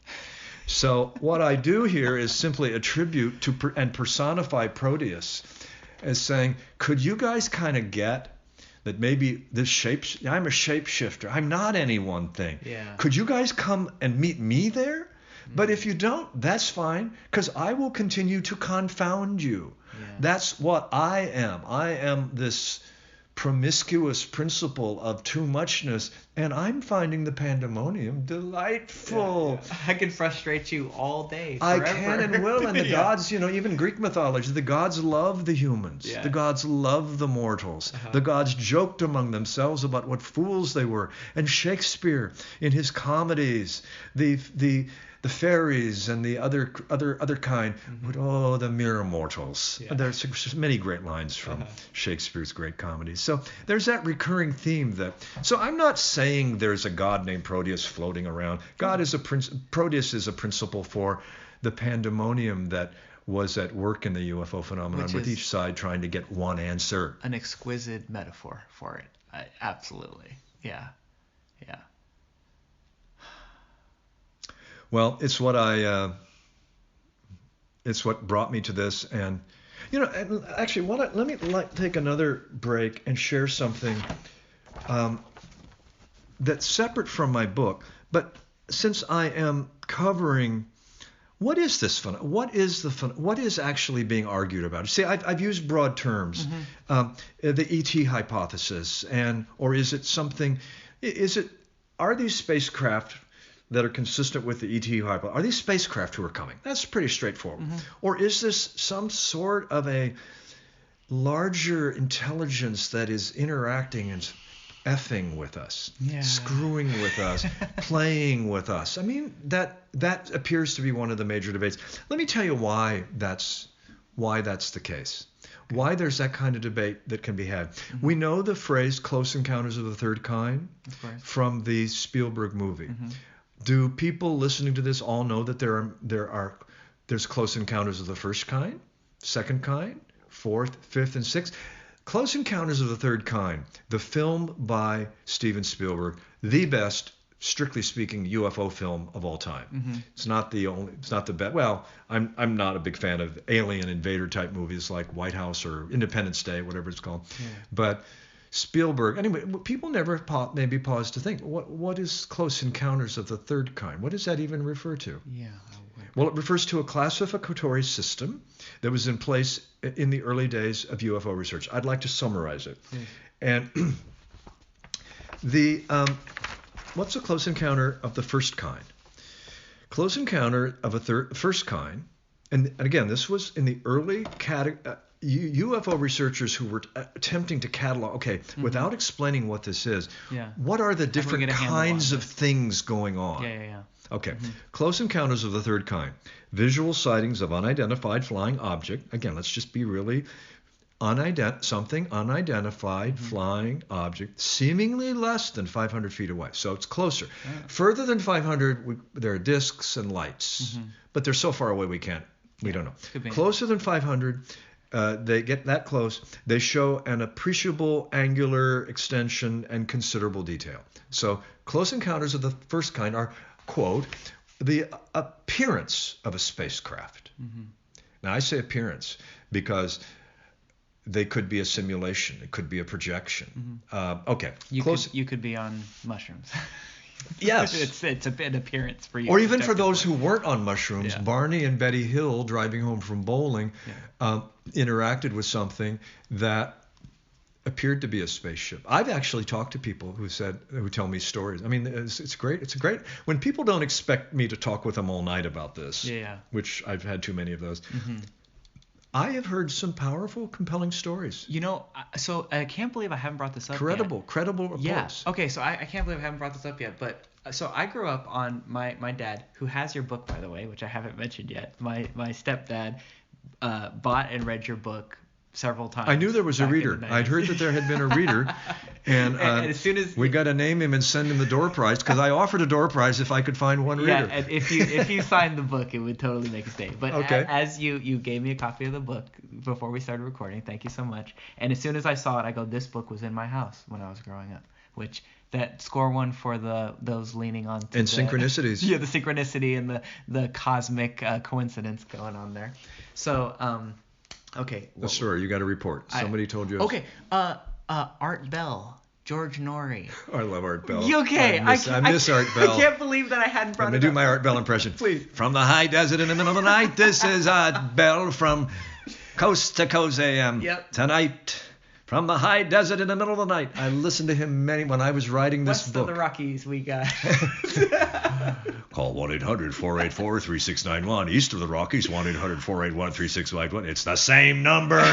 So I grew up. North of the Rockies, the wild card line, 1-800-482. I mean, man, when I was doing this book, I listened to Art Bell. Did I ever get on Art Bell? I don't think I ever got on. And of course, he's now gone to his reward. I kind of can't believe you never got on Art Bell. I don't know if he ever found. He would have been. And by the way, his interviews, he would have probably had me on for 4 hours. He was 1 a.m. to 4 a.m. Yeah. And you had to be willing to be able to keep talking because you probably were drinking coffee and take callers. Art, I like your guest. I will tell you this, when my wife and I. Anyway. Yeah. Okay, so this is. We got it recorded. That was the first time I brought up that I grew up on Coast to Coast. I didn't grow up on it, but it was a nice little treat that if I happened to be up late, my stepdad and I, we listened to Coast together. And I listened back into the Art Bell days. I want to say late 90s, early 2000s, until today. Every now and then, if I'm up late, if I'm working late, if something's going on, I don't even know what channel it's on, but I'll come across it. And he's still doing it. I mean, as recent as Someone is hosting it. Yeah, it's not George Norrie anymore. No, it's somebody else. Oh, Knapp, somebody from Knapp from, I believe his name, from Vegas. He's we're never going to get another Art Bell. Art Bell, he's from an era of radio that is gone. Yeah. But they're keeping the idea sort of paranormal, UFO. So that is, I heard a lot of stories as a little kid that was like, damn, that is a good story, Yeah. And obviously I'm hearing it over the radio and I'm a kid, and maybe if I heard him today I'd have a different interpretation, but I was pretty utterly convinced there's absolutely aliens. They're gonna come any day now, until the age of 17, 18, when I broke away from the church and all that, and then I went to the exact opposite, as my rebellion was no, it's all bullshit. And there was something I'd sort of tucked away, and just this week I'm starting to all the memories of the Coast to Coast and all that. And I listened to an interview with George Norrie, Art Bell's successor, recently, and in a way he was kind of playing almost four-dimensional chess, in that he was like, I understand there was probably people that were deluded, but if I have a welcoming, and I understand that it's true for them. So anyway, what I'm getting at is, I would love for you to sit down with Art Bell or George Norrie. I could listen to that conversation, any day. Bell's gone. Yeah, Bell's well, gone. yeah. Well, we can resurrect it. I have plans to have my conversation with Alan Watts on some dimension one of these days. So. Well, let me continue. Yeah. So we've got Close Encounters of the First Kind, less than 500 waves, so seen up in the air. Yeah. Close Encounters of the Second Kind, a UFO event in which a physical effect is alleged. This can be interference in the functioning of a vehicle. They often, like in Close Encounters of the Third Kind, you remember Richard Dreyfuss's PG&E type truck. He was a lineman for the county, and he drove the main road, and his engine stopped, and a spaceship landed on top of his car. Anyway, interfering with the vehicles, electronic devices, animals reacting, physiological effects such as paralysis or heat or burn marks on the face of a person, physical impressions in the ground. So, second kind, they're closer. Mm-hmm. Close Encounters of the Third Kind, and that's what the movie made famous, UFO encounters in which an animated entity is alleged to have been present. These include humanoids, possibly robots, and humans who seem to be occupants or pilots of a UFO. That refers to those who humans are taken aboard. So that's what the movie Close Encounters made famous. Okay. Was the abductions. That was. Well, no, that's not. That's actually not yet an abduction. The abductions came later. Those who really know what I'm talking, who know this phenomenon well, probably just realize, Keith, you're not quite right. Close Encounters of the Fourth Kind are the abductions. Now, here's where it gets trippy. Let's say you're a mainstream UFO researcher and you like the idea, you think it makes sense. That, you can handle the things flying in the sky. These are just spaceships, and they're landing. They are flying and seen close to the ground.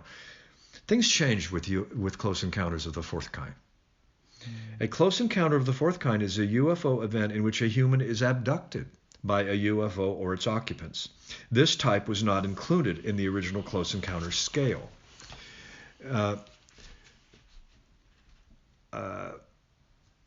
Let's see.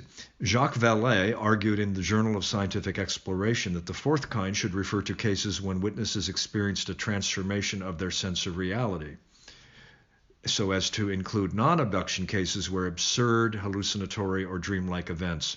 Well, what we have here then is something that really crossed the line.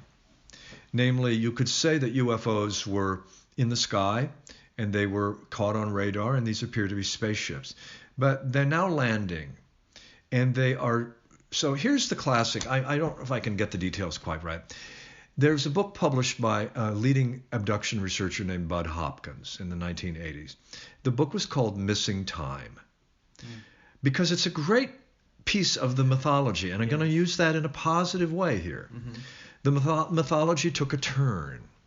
Namely, ordinary people driving home from bingo. They say, so here's the classic how it works. They're driving home from bingo, and I don't be smart aleck about that. They're driving home from it. It's night. It's usually nighttime. Usually they are back roads. By the way, just listen to what I'm describing, and you can imagine debunkers at every stage. Oh yes, the back roads. Nobody else was around to see it.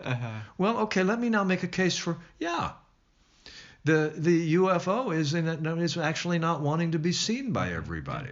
Doesn't want to be landing in Manhattan. Okay, so I'm not saying. I'm just saying I can see both sides. Of course. So they're driving home, and one of them says, "What the hell is that? That star? Isn't it strangely coming close?" Yeah, it's very strange. Then the next memory they have is, I don't know, the next day. Well, no, sometimes it's waking up in their car along the side of the road the same night. But several hours later, they think they weren't drunk.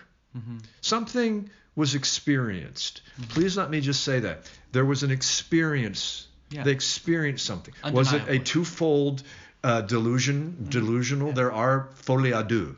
Follies between two people. Two people can convince themselves they've been through anything. Absolutely. There's missing time. Yeah. Other times the missing time will be days. And Joe or Betty will start to wake up in the middle of the night with a nightmare. And it's flashback, quote unquote, flashbacks. They're recovering missing time. So the premise is, what happens during the missing time? Well, the memories come in, and they are of the order of an interaction with humanoid figures, bilateral symmetry, the grays and the greens, and some are lizard-like, some are far more human-like. They're paralyzed. They can't move. They're terrified. They are sometimes taken into the spacecraft. Sometimes they say levitated. Again, we're starting to see where even mainstream UFO researchers said, "Oh, please, this isn't helping. We're trying to get this stuff taken seriously." Yeah. But the broader group, well, then of course the UFO abduction specialist said, "Well, this is one thing I'm going to become an expert in." Yeah. So they, of course, pressed the accuracy.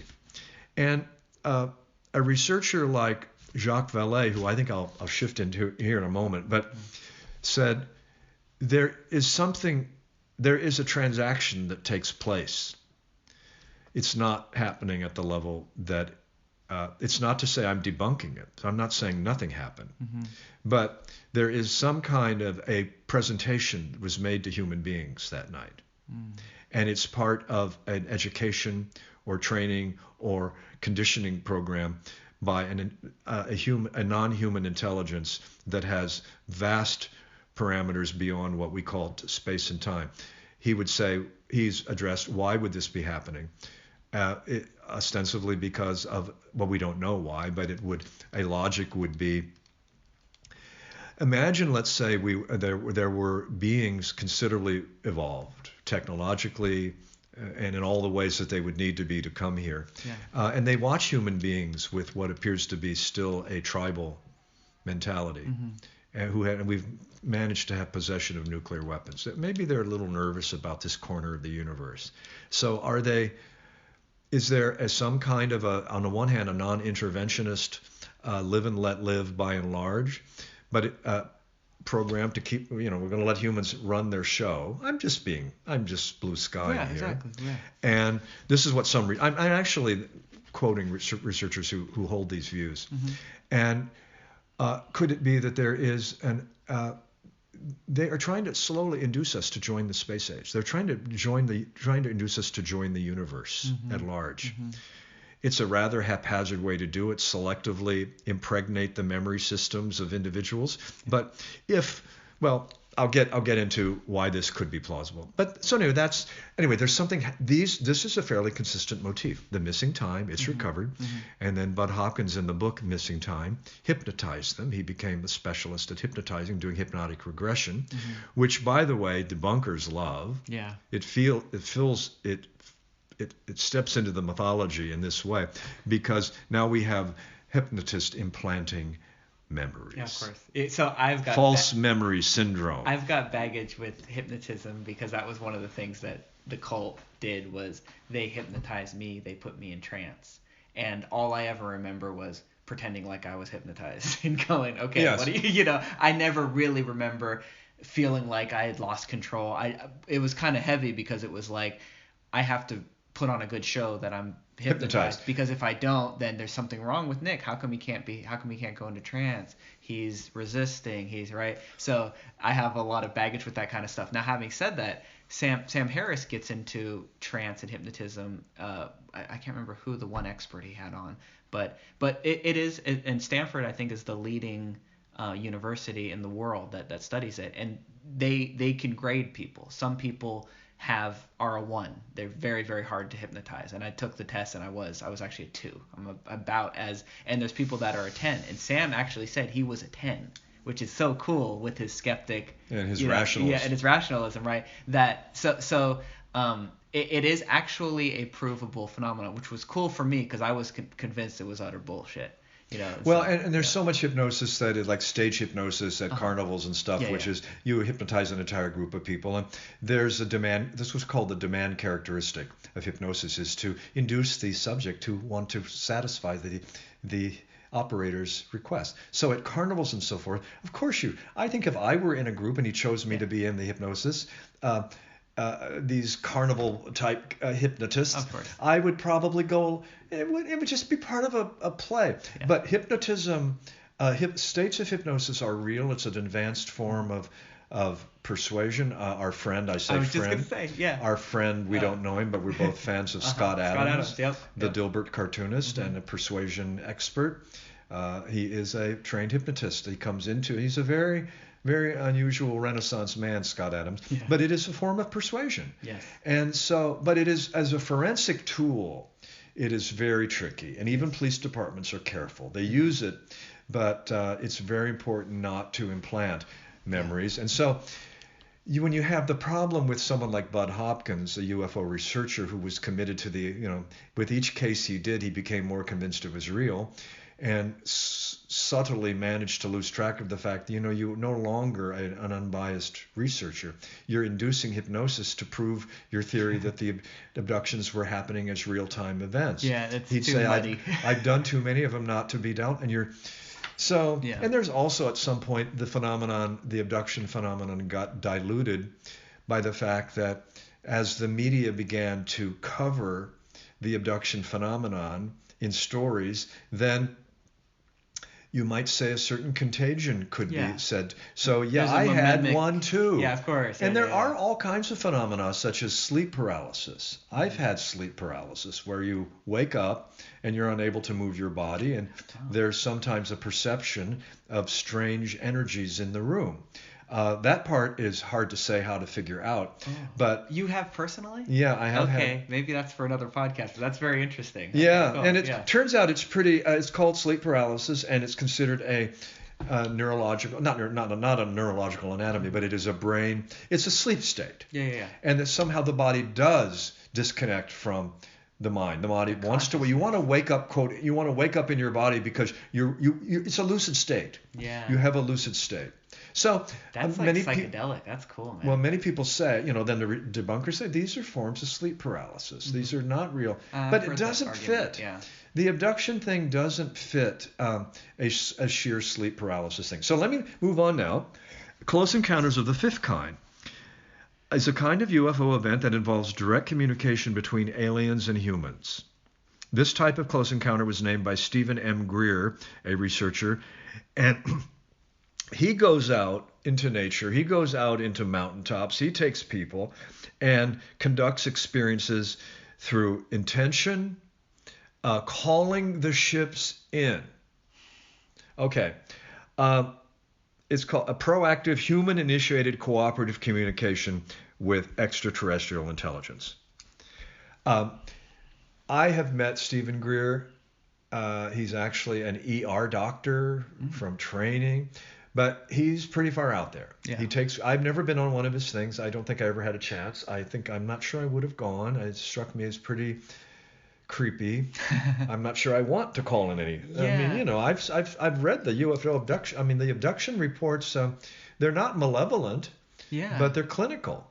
I Yeah. don't want to be. I Anyway, don't either. so Close Encounters I of don't the want to be Sixth. sucked into a different dimension to have, Close Encounters of the Sixth Kind: Death of a Human or Animal Associated with a UFO Sighting. Okay, Close Encounters of the Seventh Kind: The Creation of a Human-Alien Hybrid, either by sexual reproduction or by artificial scientific methods. Okay, this is a sub-theme in the abduction. Yes, I like it. Because what happens is, in the hyper interest they show in the reproductive system, they take ovum and sperm and they impregnate. I don't remember the details how it's actually done, but they inseminate the human woman, and then they re-abduct her later when she's pregnant and take the babies. Okay, so again, there are UFO researchers who hold that this is happening. Holy shit. Some of them are professors, and some of them probably don't get tenure. And obviously, yeah, I can imagine. And so there's obviously women that are saying this is happening, are pregnant. Oh, and then they lose. Well, then the aliens take their babies. I don't what form. Again, there's there's levitation. There's other, and then they believe they've had a miscarriage, or everybody else believes they've had. Okay, I have to just kind of pause and say I am not. For good reason, I don't want to be totally apprised of this. Yeah, no. It's not something I want to keep in my head, but because it reads too much. Yeah. It reads too much like sci-fi, and I tend to sleep well and dream well, but partly because I don't indulge this level of stuff. Much. But anyway, if I were to be interested and to revisit it, and I didn't go deeply into that, that is claimed. How widely, I don't know. Yeah. And by the way, we don't hear as much about the abductions anymore, and I've kind of not gotten a good sense about whether that's because they have slowed down or because they're happening and they're no longer reported. I don't know the current status of that. Yeah, it's something that's been, because I know you're out of the scene now. Yeah, you're sort of certain things have sparked your interest, but you're not. Right. So I was thinking kind of similar thing was, maybe part of what's going on is that the debunker, it's become so tribalized that when the stories come out, they just get so overwhelmingly attacked by, we'll say, UFO Twitter debunker side, that there's so much chaos and noise in there that maybe the stories don't get through like they used to. Because again, going back to Coast, it was 4 hours of people calling in, telling stories about getting abducted, telling stories about seeing UFOs. These are people from all over the country constantly, and I tend to believe that's probably still going on. But the nature of communication with the Twitterverse, with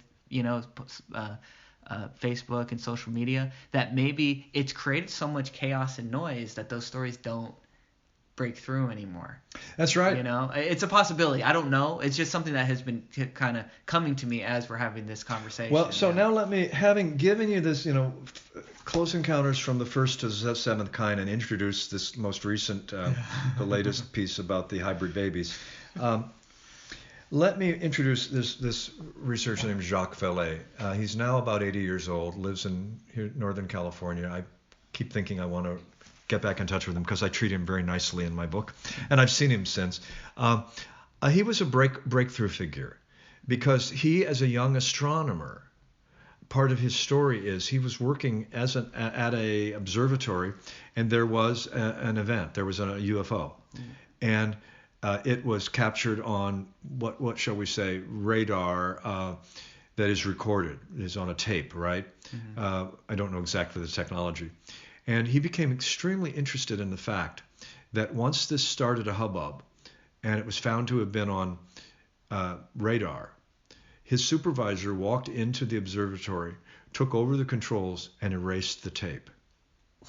Oh, shit. Or erased whatever you would call the tape. How's that for an origin story? So young Jacques Vallée... They gotta make a movie about this guy, man. Well, he should have been. He should have. And by the way, he consulted with Steven Spielberg. I'll come back to that because Vallée established a kind of standing in this whole thing. So as a young astronomer, idealistic in how science works, he found that, shall we say, discrepant. What was it about that? He became an expert on the psychology, on sort of the belief systems. Why that was done is because it represented something that wasn't allowed. Now, he, as a young scientist, had the view that scientists are intrepid.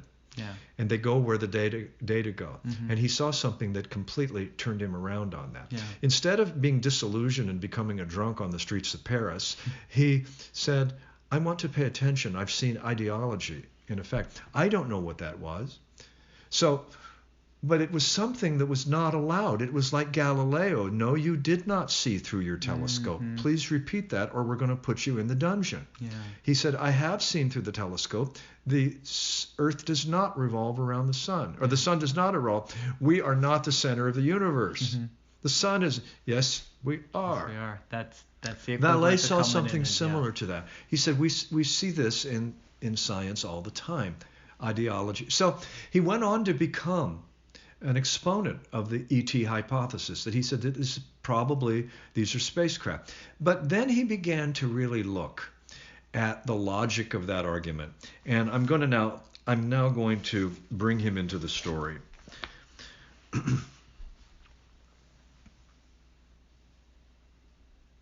Jacques Vallée, who formally enters this story in Chapter 9 as a leading analyst of UFO patterns, has speculated about the symbolic meaning of the contradictions within the larger body of witness reports. Now, let me pause right here and simply say to listeners, you just heard me give you the close encounters of the first to the seventh kind. They get increasingly bizarre as they go out. So with that in mind, Vallée looked at all this and says, this can't be taken entirely at face value anymore. There's something coherent to this, but it is something a little more complicated. So with that in mind, has speculated about the symbolic meaning of the contradictions within the larger body of witness reports. Quote, if you strive to convey a truth, and by the way, so he's referring to this intelligence. If you try to convey a truth that lies beyond the semantic level, well, actually, this is not exactly only true of UFOs. So I'm going to just let the statement stand for itself.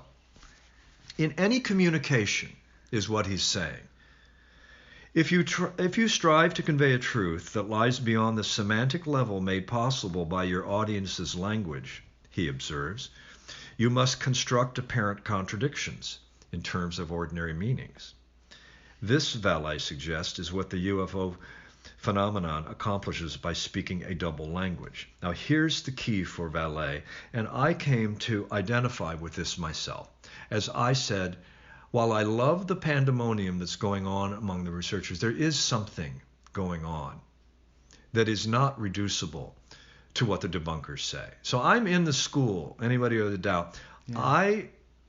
I do take the stand that there is something anomalous going on. I just think it's probably more complicated than nuts and bolts. Here's what Vallée goes on to say. By projecting images just beyond the belief structure of the target society. Okay, imagine right there. The UFO phenomenon is projecting images just beyond the belief system. There's spacecraft, but we have airplanes. But it's a little... In 1896, just before the Wright brothers got this two-winged biplane thing barely up to... dirigibles appear 5 years before. So it strangely is close to what the humans are already doing in their technology. To stretch that belief system to... By projecting images just beyond the belief structure of the target society, meaning humans, the phenomenon, quote, manages to disturb and reassure at the same time, exploiting both the gullibility of the zealots and the narrow-mindedness of the debunkers. Manages to disturb and reassure at the same time. The debunkers say this can't be happening, so it's officially disallowed. In the academy, there's no department of UFO research in any major university, nor should there be, arguably. It's not amenable to that. Yeah. But in any case, the intelligentsia, scientists, Carl Sagan, media figures, very derisive toward the UFO phenomenon. Mm-hmm. So it at the level by projecting images just beyond the belief structure of the target society, manages to disturb and reassure at the same time, exploiting both the gullibility of the zealots and the narrow-mindedness of the debunkers. A constant factor of absurdity, quote, leads to a rejection of the story by the upper layers of the target society. Scientists say, this is nonsense. Yeah. The abductions couldn't be happening. But while they, the arbiters of reality who erase tapes in observatories saying this isn't happening because it can't be, which I can understand the mindset of the arbiters of, every paradigm, every society has a paradigm that allows what's allowed. Yeah.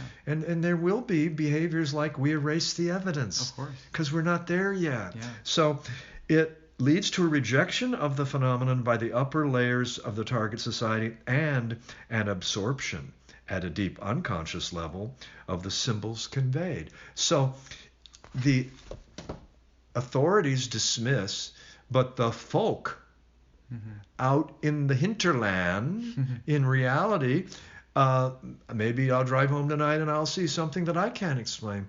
I'm not going to call it into the Air Force. The point is, there's a disjuncture between what is officially disallowed in terms of the sightings I just covered, close encounters from the first to the seventh kind. Yeah. But there is nevertheless people somewhere tonight in America, I will tell you this. Somebody is having a very good UFO sighting. Oh yeah. The local press won't cover it.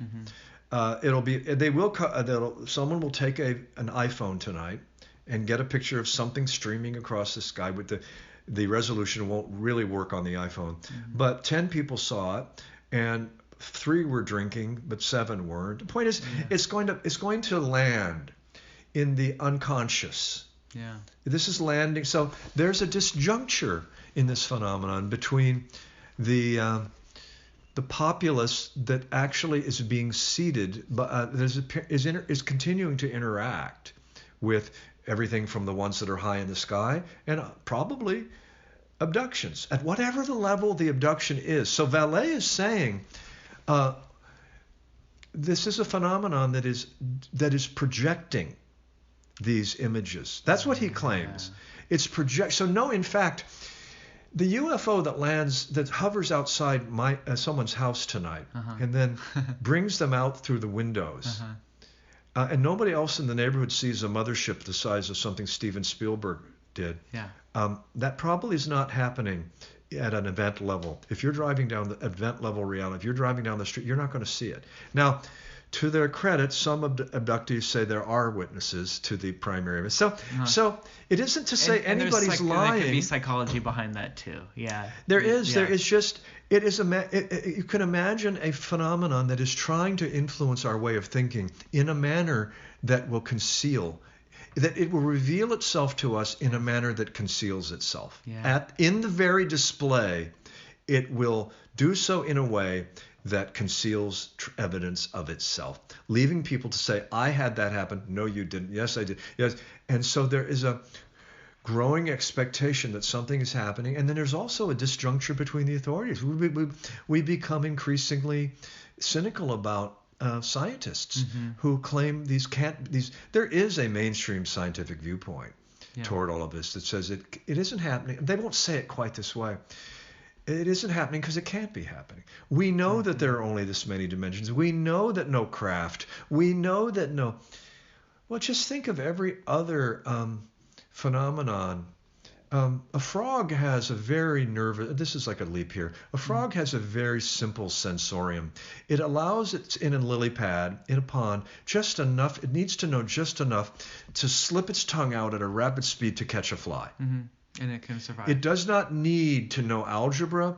It does not need to have advanced perceptual abilities. What is it? The Eskimos have 17 colors for green. The point is, the more evolved. But so I'm waxing a bit far out here, but I'm open to the possibility that there's a real phenomenon that is just as much beyond our overall conceptual ability to cognize it as there is the frog.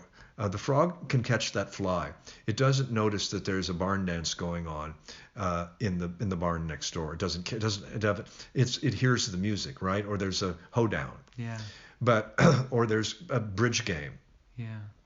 The mouse that chews on the cover of Hamlet in someone's library is not absorbing Hamlet in the same way that a reader is. Exactly. Right? Yeah. So maybe we're chewing on a cover of a book. And yet maybe this technology, this phenomenon, this non-human intelligence that is probably not actually abducting people, but is conveying the sense that it is. Because the reports are too compelling to dismiss at face value. So I like Vallee saying, if a phenomenon has the parameters under control to project images that go beyond the transcend the logical viewpoint, beyond the semantic level, so to speak, semantic, broadly defined, not just how we speak, but how we even can cognize. Define, yeah. What are these events where people are driving home and they miss time? That's very plausible. I miss my turn off on the highway sometimes because I'm so into listening to music. Mm-hmm. I understand how the psyche can disappear for long periods. Mm-hmm. And then memory coming in too. And memory time. I sometimes will drive home. I'm really not amnesiac, but I was, my God, I don't do it very often. Yeah. I went way beyond my normal exit because I was really cogitating or whatever. Uh-huh. So that's normal. Yeah. But in fact, debunkers said, well, we all have highway. We all have highway hypnosis. Yeah. So see, that's highway hypnosis. Really? Uh-huh. Highway hypnosis. Yeah, people can get lulled into highway hypnosis. They can also have terrible accidents because they go to sleep. But I'm sorry, the phenomenology of the abductions doesn't make sense that they are literally abducted because nobody else sees these spaceship doing it. But it doesn't make sense that it is purely prosaic. So there's some in-between phenomenon, and would this be Proteus at his most like, I will, what is that line from First We Make Them Mad? What are the gods? First they make the humans proud, and then we drive them crazy. I forget the exact quote. Mm-hmm. But there is a quality to, there is some persistent relationship humans have with some otherness, and the UFO phenomenon is part of that. Now we're getting into it. Yeah. Yeah, I can feel it. So I as I mentioned to you earlier, I'll be very brief with it. I don't want to get into Ken Wilber, the person, but the idea of integral, of transcend and include. I see that this is an integral book on aliens, on the UFO phenomenon of there's truth in both, and when we there's the pre-trans fallacy. There's either I know God's true because the Bible says so. How do you know the Bible's true? Because God wrote it. How do you know that? Because it's in the Bible, right? Okay, so that's pre-rational. Then you reach rational and you say, well, obviously that's a flawed argument. There is no God. And then there's, Ken Wilber would argue, and I think even Jung might have used this term, trans-rational, which is when you go beyond that and you go, oh, and that's maybe more of the Joseph Campbell realm of God is a metaphor for a mystery that goes beyond all definitions. So I see a transcending but including. It is in the chaos of the argument of the debunkers and those trying to prove that as your guy Jacques Vallée was pointing to, is that why would this be happening? What is the point? Well, it would make a whole lot of sense that if there was a greater intelligence and it was trying to communicate to a lesser intelligence, us humans being the lesser intelligence, it's such a perfect recipe to have it in a way that it's not obvious to us at our level of belief systems, of reality tunnel, of understanding. It's got to be just beyond it enough so that a whole shitload of people are going to go, well, let me show you all the reasons why that's bullshit. And a whole shitload of people are going to go, well, let me show you all the reasons of why it could be true. And then something is, in a very Paul way, going over the head. as a collective consciousness, as a human race, that is in progressing over time, that we're learning something from this. And it's teaching us. Teaching. I'm not sure. I don't like that. Yeah. I don't like that. It's definitely. There's a message being transmitted. It's a conditioning. There's a conditioning. See, and it could be there's a message. Yeah. I can't help but think of, okay, you take psilocybin. Psilocybin has a message it wants to give you, right? And it's subjectively, utterly undeniable that it's not, it's so, as Sam says, in his reporting on Sam Harris on doing his reporting of doing 5 dry grams in a closet with the blindfold on. You're utterly convinced it's other. This is not me, my consciousness in my head talking to myself. The psilocybin is portraying a message that's the clearest message that your sober mind is never gonna be that utterly convinced as the message as the psilocybin sending. And it's normally something along the lines of take care of the earth, nature is important, don't trash the environment, and it's something that you when you come down, the message is still there. You don't have the full scope of when you were in the trip, and you don't have something comes through and does stay with you.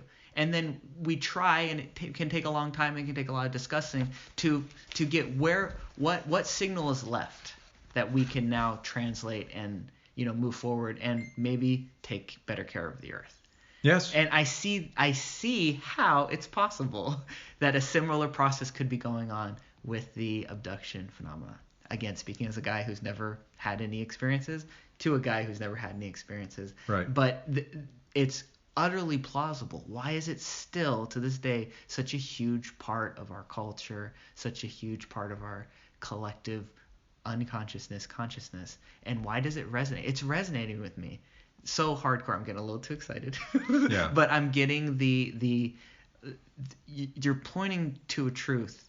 Jacques is pointing to a truth that is it transcends and includes. It's an integral. It's something beyond rationality. It feels so fundamental. It's cool. It's fun. Yeah. It's really fun. Right. Yeah. And that, again, that way that it projects images that will allow for its formal dismissal in a formal sense. Yeah. It will not pass muster in the intelligentsia, the scientific, political establishment, officially. But the images that get disseminated are absorbed at another level of the collective psyche. So that is the way it is it lands, metaphorically and literally. These are events. Yeah. And by the way, not just the abductions. I mean, the whole phenomenology from Close Encounters of the First Kind. I mean, first they're things that are just seen in the sky. Mm-hmm. It's really all 7 kinds of close encounter. It's increasingly closer. Yes. With each one. Mm-hmm. It's increasingly closer from just and stuff seen lucid in the sky, close CE1s, Close Encounters of the First Kind, Close Encounters of the Second. They can break branches and leave radar or burn marks on the ground. Close Encounters of the Third, they do begin to interact. They stop cars. Close Encounters of the Fourth Kind, they abduct people. Mm-hmm. There's even a debate within the UFO world about whether, there are some more mainstream researchers who say, I'm only good for the first 3 kinds. Yeah. The kinds where they can stop cars because they are spacecraft, but the abductions take it too far out, and that is going to make, there's almost primitive arguments. They'll say, that stuff is hard to believe. Well, how about the first kind? Close Encounters, why are discs in the sky more plausible? Where do you draw the line? Where and do you why? draw the line and why? Yeah, that and then getting back to, as you've hinted towards, what your argument does such a great job of is not giving you more different, better answers, but better and better questions are pointing to. Okay. What we're really getting at here. Now, since we're playing with this, let me now go with, again, Jacques Vallée showed up in 1969, and he's now about 80 years old, but he began to tweak he began to he established a middle ground. He said the debunkers are ridiculous. There's something going on.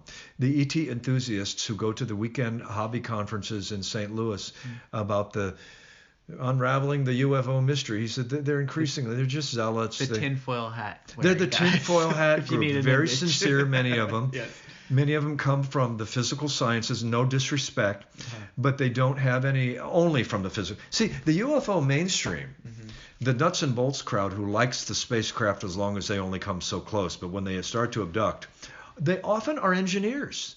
Yeah. Why wouldn't they be? Of course, yeah, it makes sense. But they never had a psychology class in their life. They never had a mythology class. They've never taken sociology. Yeah. So the, bless their heart, tinfoil type guys come to UFO conference. In the old days, the Mutual UFO Network, MUFON. Well, so Valet said, a pox on both their houses. In 1969, Valet, the consummate scientist, surprised many of his colleagues with his suggestion that UFOs may not be a, quote, scientific problem after all, as modern science is defined. For modern science rules over a narrow universe, one particular variation on an infinite theme. Likewise, Valet said, ufology has become such a narrow field of specialization, focusing on just the narrow, is it spacecraft or not, that the experts have no time left for general culture. He called on colleagues to join him in moving beyond the limited and increasingly obsessional concern with whether UFOs are extraterrestrial in origin and to begin probing the UFO phenomenon's impact on culture and our collective psyches. He said, until it reveals itself as something that we know now, it's what we can study. Is its effects on us, and that can be science at its best. Well, the average UFO researcher who's just interested in getting the first chance to kick one of these things when it's landed, they're not interested. What? Yeah, they're gonna be waiting. I'm doing research just as I would on anything else. No, actually you're not. This is not just like anything else. So he said, for Valet, this decision marked a fateful turn away from the hope of finding a simple and uncomplicated answers about UFOs, thus turned him away from the mainstream of UFO research. He began to explore historical, anthropological, and mythic literatures throughout the world. And by the way, that's what I've done in this book, and throughout history. They're discovering remarkable parallels. Okay, here we go. Remarkable parallels among the UFO phenomenon as a supposedly space-bearing, saucer-driving phenomenon, between that and religious apparitions, the fairy faith, reports of dwarf-like beings with supernatural powers, the great airship sightings of the 19th century, which we've talked about, and the modern events called UFO. So he put the UFO in that larger framework.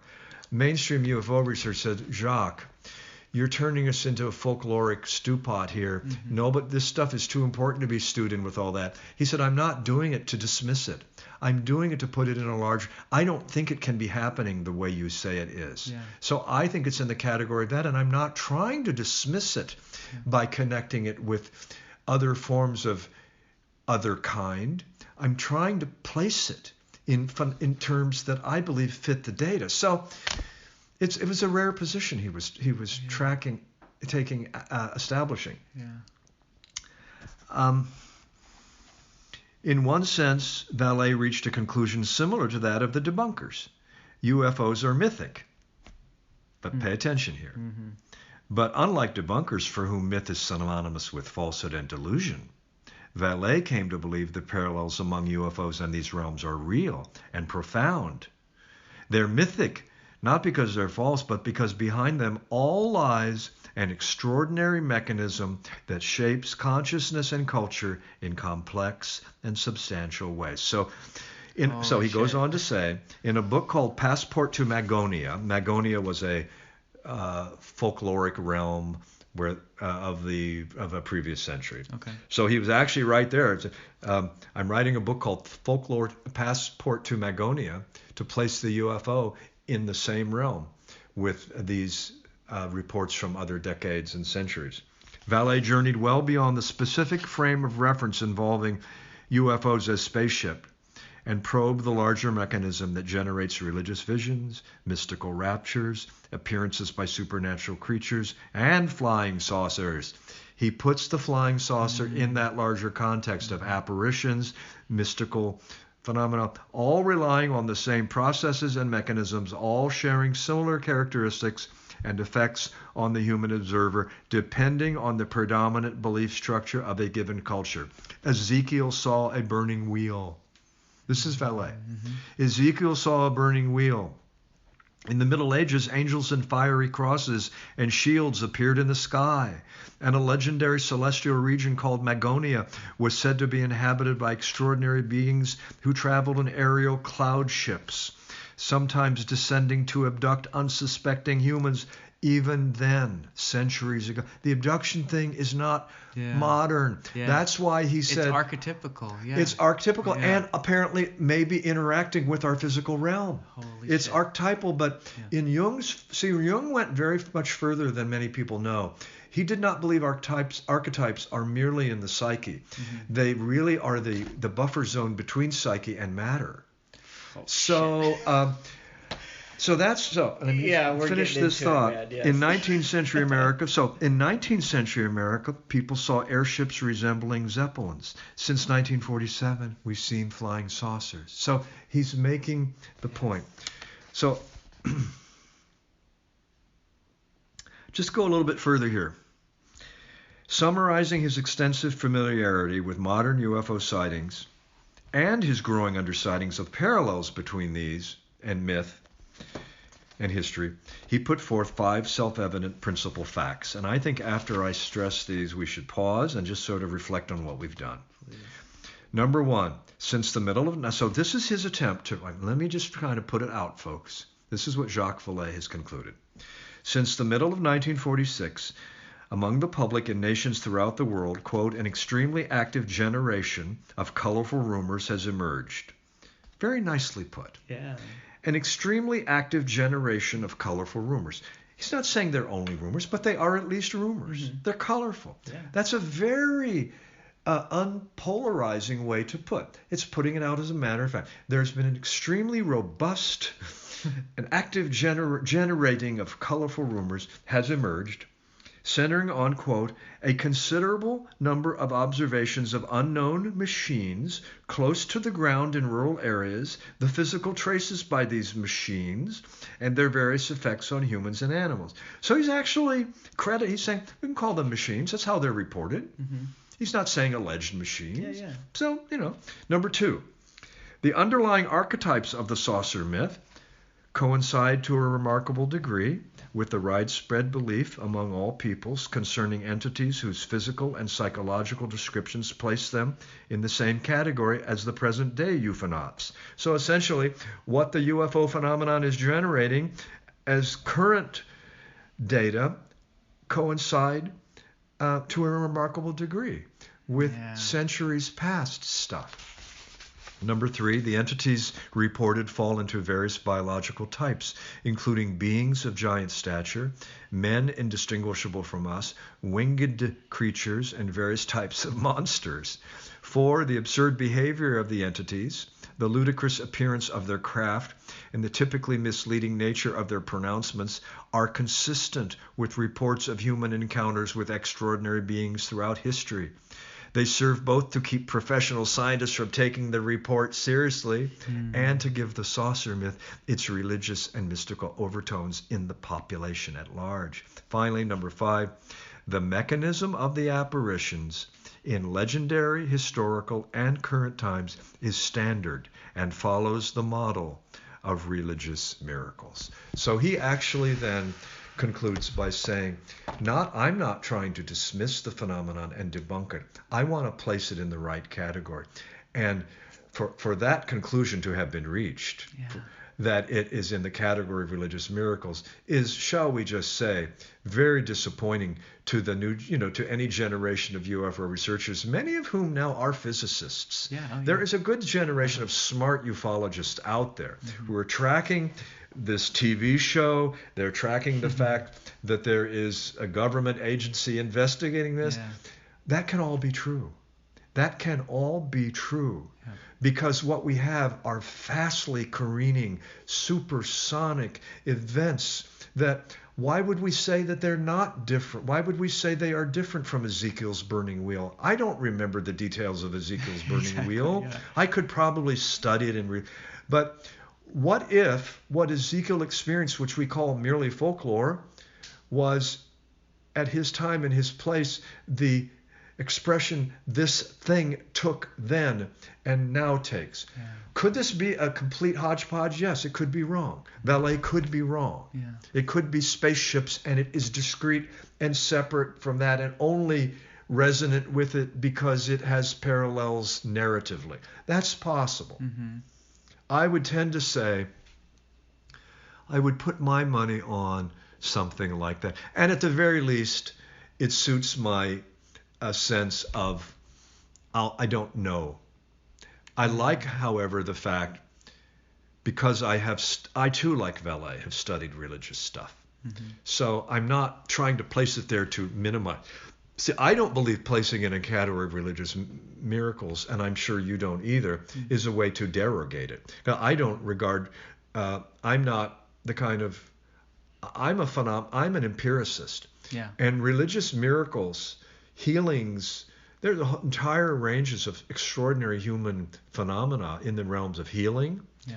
And mind-matter interactions. Yeah, and so to placebo place it in effect, that is not to dismiss it. It's to say human beings, we need to a broader paradigm. This is a phenomenon that is broader than our paradigm. It doesn't fit our structures. So we say it must be only folkloric.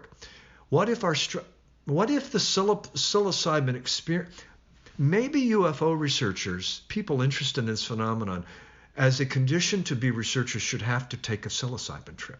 That's what I'm saying. Yes, I could agree. Because yes. because the subjective truth. I love this is a new thing. I don't know. Okay. Other people say it, but the subjective truth of a psilocybin experience could be just as real as the subjective truth of a abductee experience, right? We only have subjective reports. We Yes. only have. I often hear people say, at some point, experience should count for something, and I go, well, wait a minute. We don't have anything other than experience. Exactly.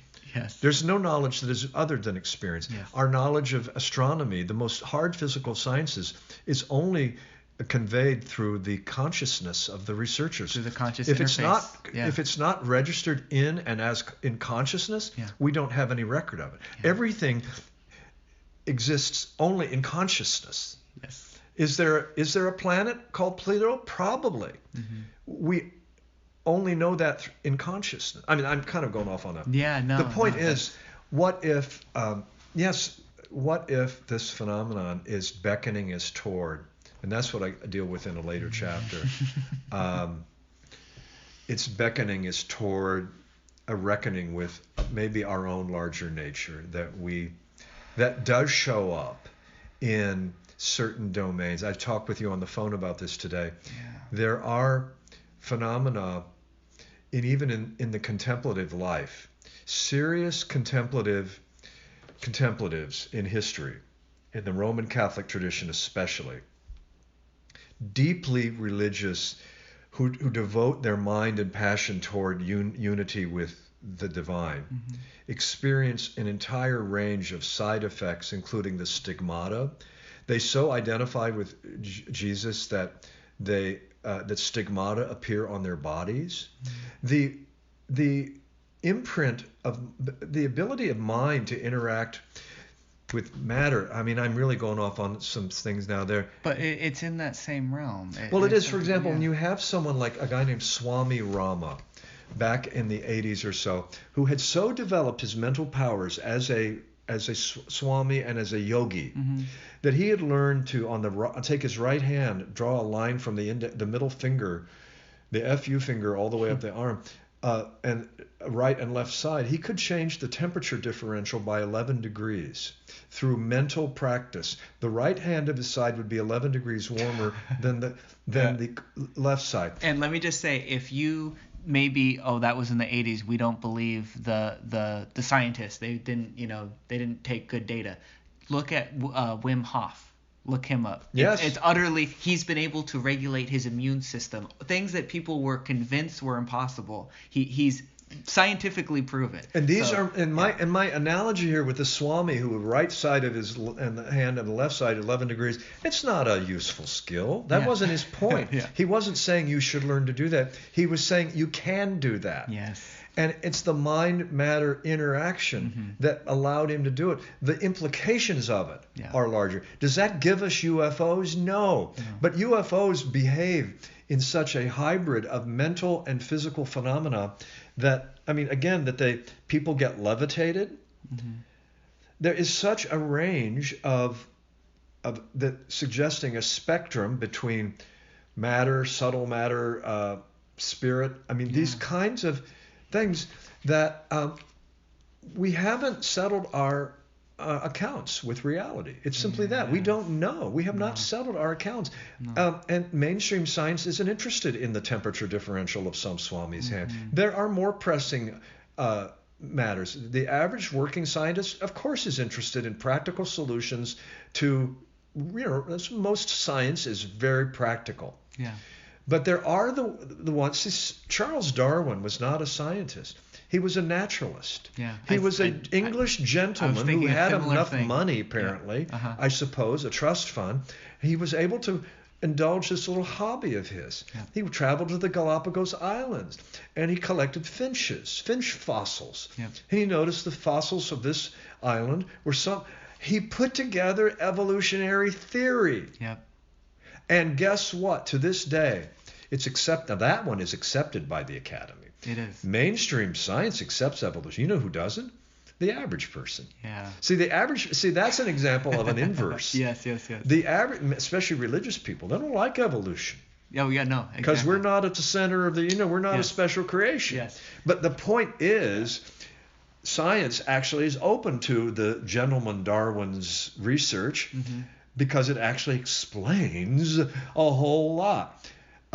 Maybe we need a Darwin archetype for this UFO alien. Well, okay, so here's where I've had recent debates on Twitter, and that's part of why I think I'm having this conversation with you, because I've entered into this again against my own better judgment. Pulled into it by an invisible force, maybe. Yes, that's right.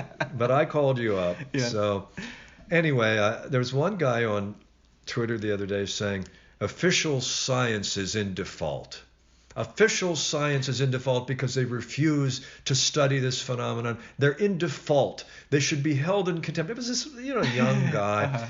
And I said, man, official science isn't going to crack this nut. No, it's not going to come from the Academy. The Stanford Research Institute's not going to. It's going to come from people like Jacques Vallée. Yes. And people who draw people the larger. People like Keith Thompson. People who draw the larger patterns and can go. And I help draw. I stand for the larger pattern. Yeah. And by the way, even if UFOs, I deal with this. Maybe I go to my closing chapter where I finally sort of make sense of all this as ultimately it's a human quest for meaning, and it's a human quest to get behind and to track. Science evolves through anomalies. The paradigm, we hear that term paradigm shift. Thomas Kuhn developed the idea that at a given time and a given age, scientists all work within an established viewpoint. They don't know that it's an established viewpoint. Yeah. He called it a paradigm. It's a mindset, a worldview that has practices. And a certain paradigm takes as given that certain things are true and other things are not. But and then so he said, he talked about how the dynamic of science works. A particular worldview holds until there are anomalies. Yeah. That anomalies poke through Which and can't when be there are explained enough by the anomalies, it doesn't lead the existing scientists to change their books. They wait till those scientists die. Yeah. In fact, Thomas Kuhn gave a very morbid, tongue-in-cheek comment. He said, "Science evolves. Science proceeds by one funeral at a time." Yeah, I've heard that before. Yep. One funeral at a time. It meant those who hold to the old view in anything. In any area, social evolution, physical science, the classical view of physics was superseded by the relativistic view, and now the quantum mechanics view. It builds on, each one builds on the previous, but it displaces the previous. Yes. Freud is now universally reviled. The scientist Freud, who was not a scientist. But that didn't mean we throw out the unconscious, because Freud had goofy theories about the unconscious.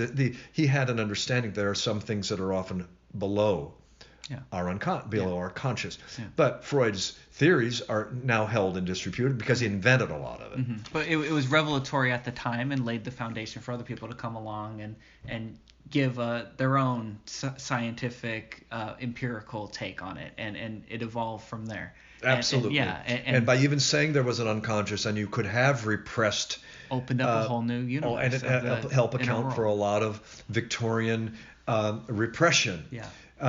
And then Jung came along and said, well, Sigmund, you've got it all pegged as the human unconscious, which is a cauldron of all of these volatile forces, and you don't have any place at all for the quest for meaning or the religious impulse. And Sigmund said, of course I don't. I'm an atheist, and I threw all that out. Well, that's an interesting revelation. You're an atheist. Well, there's a lot of religion that should be thrown out. Atheism is a good cleanup job of a lot of garbage. It's good for crowd control, but helps. But as for the deeper quest, so Jung brought another framework into play. Absolutely. And so anyway, what's my point? We're explorers. We are discoverers. Yes. And for me, the UFO phenomenon in a period of my life gave me a chance to use the UFO as I used the term earlier as a can opener. That's probably a little crude, but to open up some. It's funny. The UFOs are allegedly made of metal, and I think what I tried to do in the book was to take a can opener to that and see what's inside that. That's a little too physical a metaphor, but anyway, I wanted to open it up, and yet it started with me as a young guy. I said, "Gee, these UFO reports." They come and they go, and the debunkers dismiss them every time, and yet they continue. And I began to notice that pattern. I said, I think I have a book to write about this. Man, I'm so glad you did. I really am. And this feels like a endless well. I mean, we did, I'm checking the time, pushing 3 hours, and we're just getting started. I hope that you are willing to come back and continue to explore this. I will, and I'll bring it more toward what I think. I tried to focus on the primary themes in this of how the debate ultimately reveals more about the debaters. Yes. What we bring to the debate, it gradually tells us much about our nature and our inability to abide a gray zone, and we can only accept black and white. So to that extent, the phenomenon gives us insight into ourselves. And there's another level of this that I do speculate about what could be going on more in an evolutionary sense, and whatever more extending valet. I sort of start with valet. I think it's part of a larger pattern that's prior to the space age. And what is its current manifestation saying? Stay tuned. Hey, how's that for a teaser? Jay, Dream Talkers, that if you didn't enjoy that, I got nothing for you. That was about as good as it gets. Keith, thank you so much. That was so much fun. And part 2 is coming real soon. Well, thanks for the invitation. I look forward to returning. Thank you, Keith. You're the man. Right on.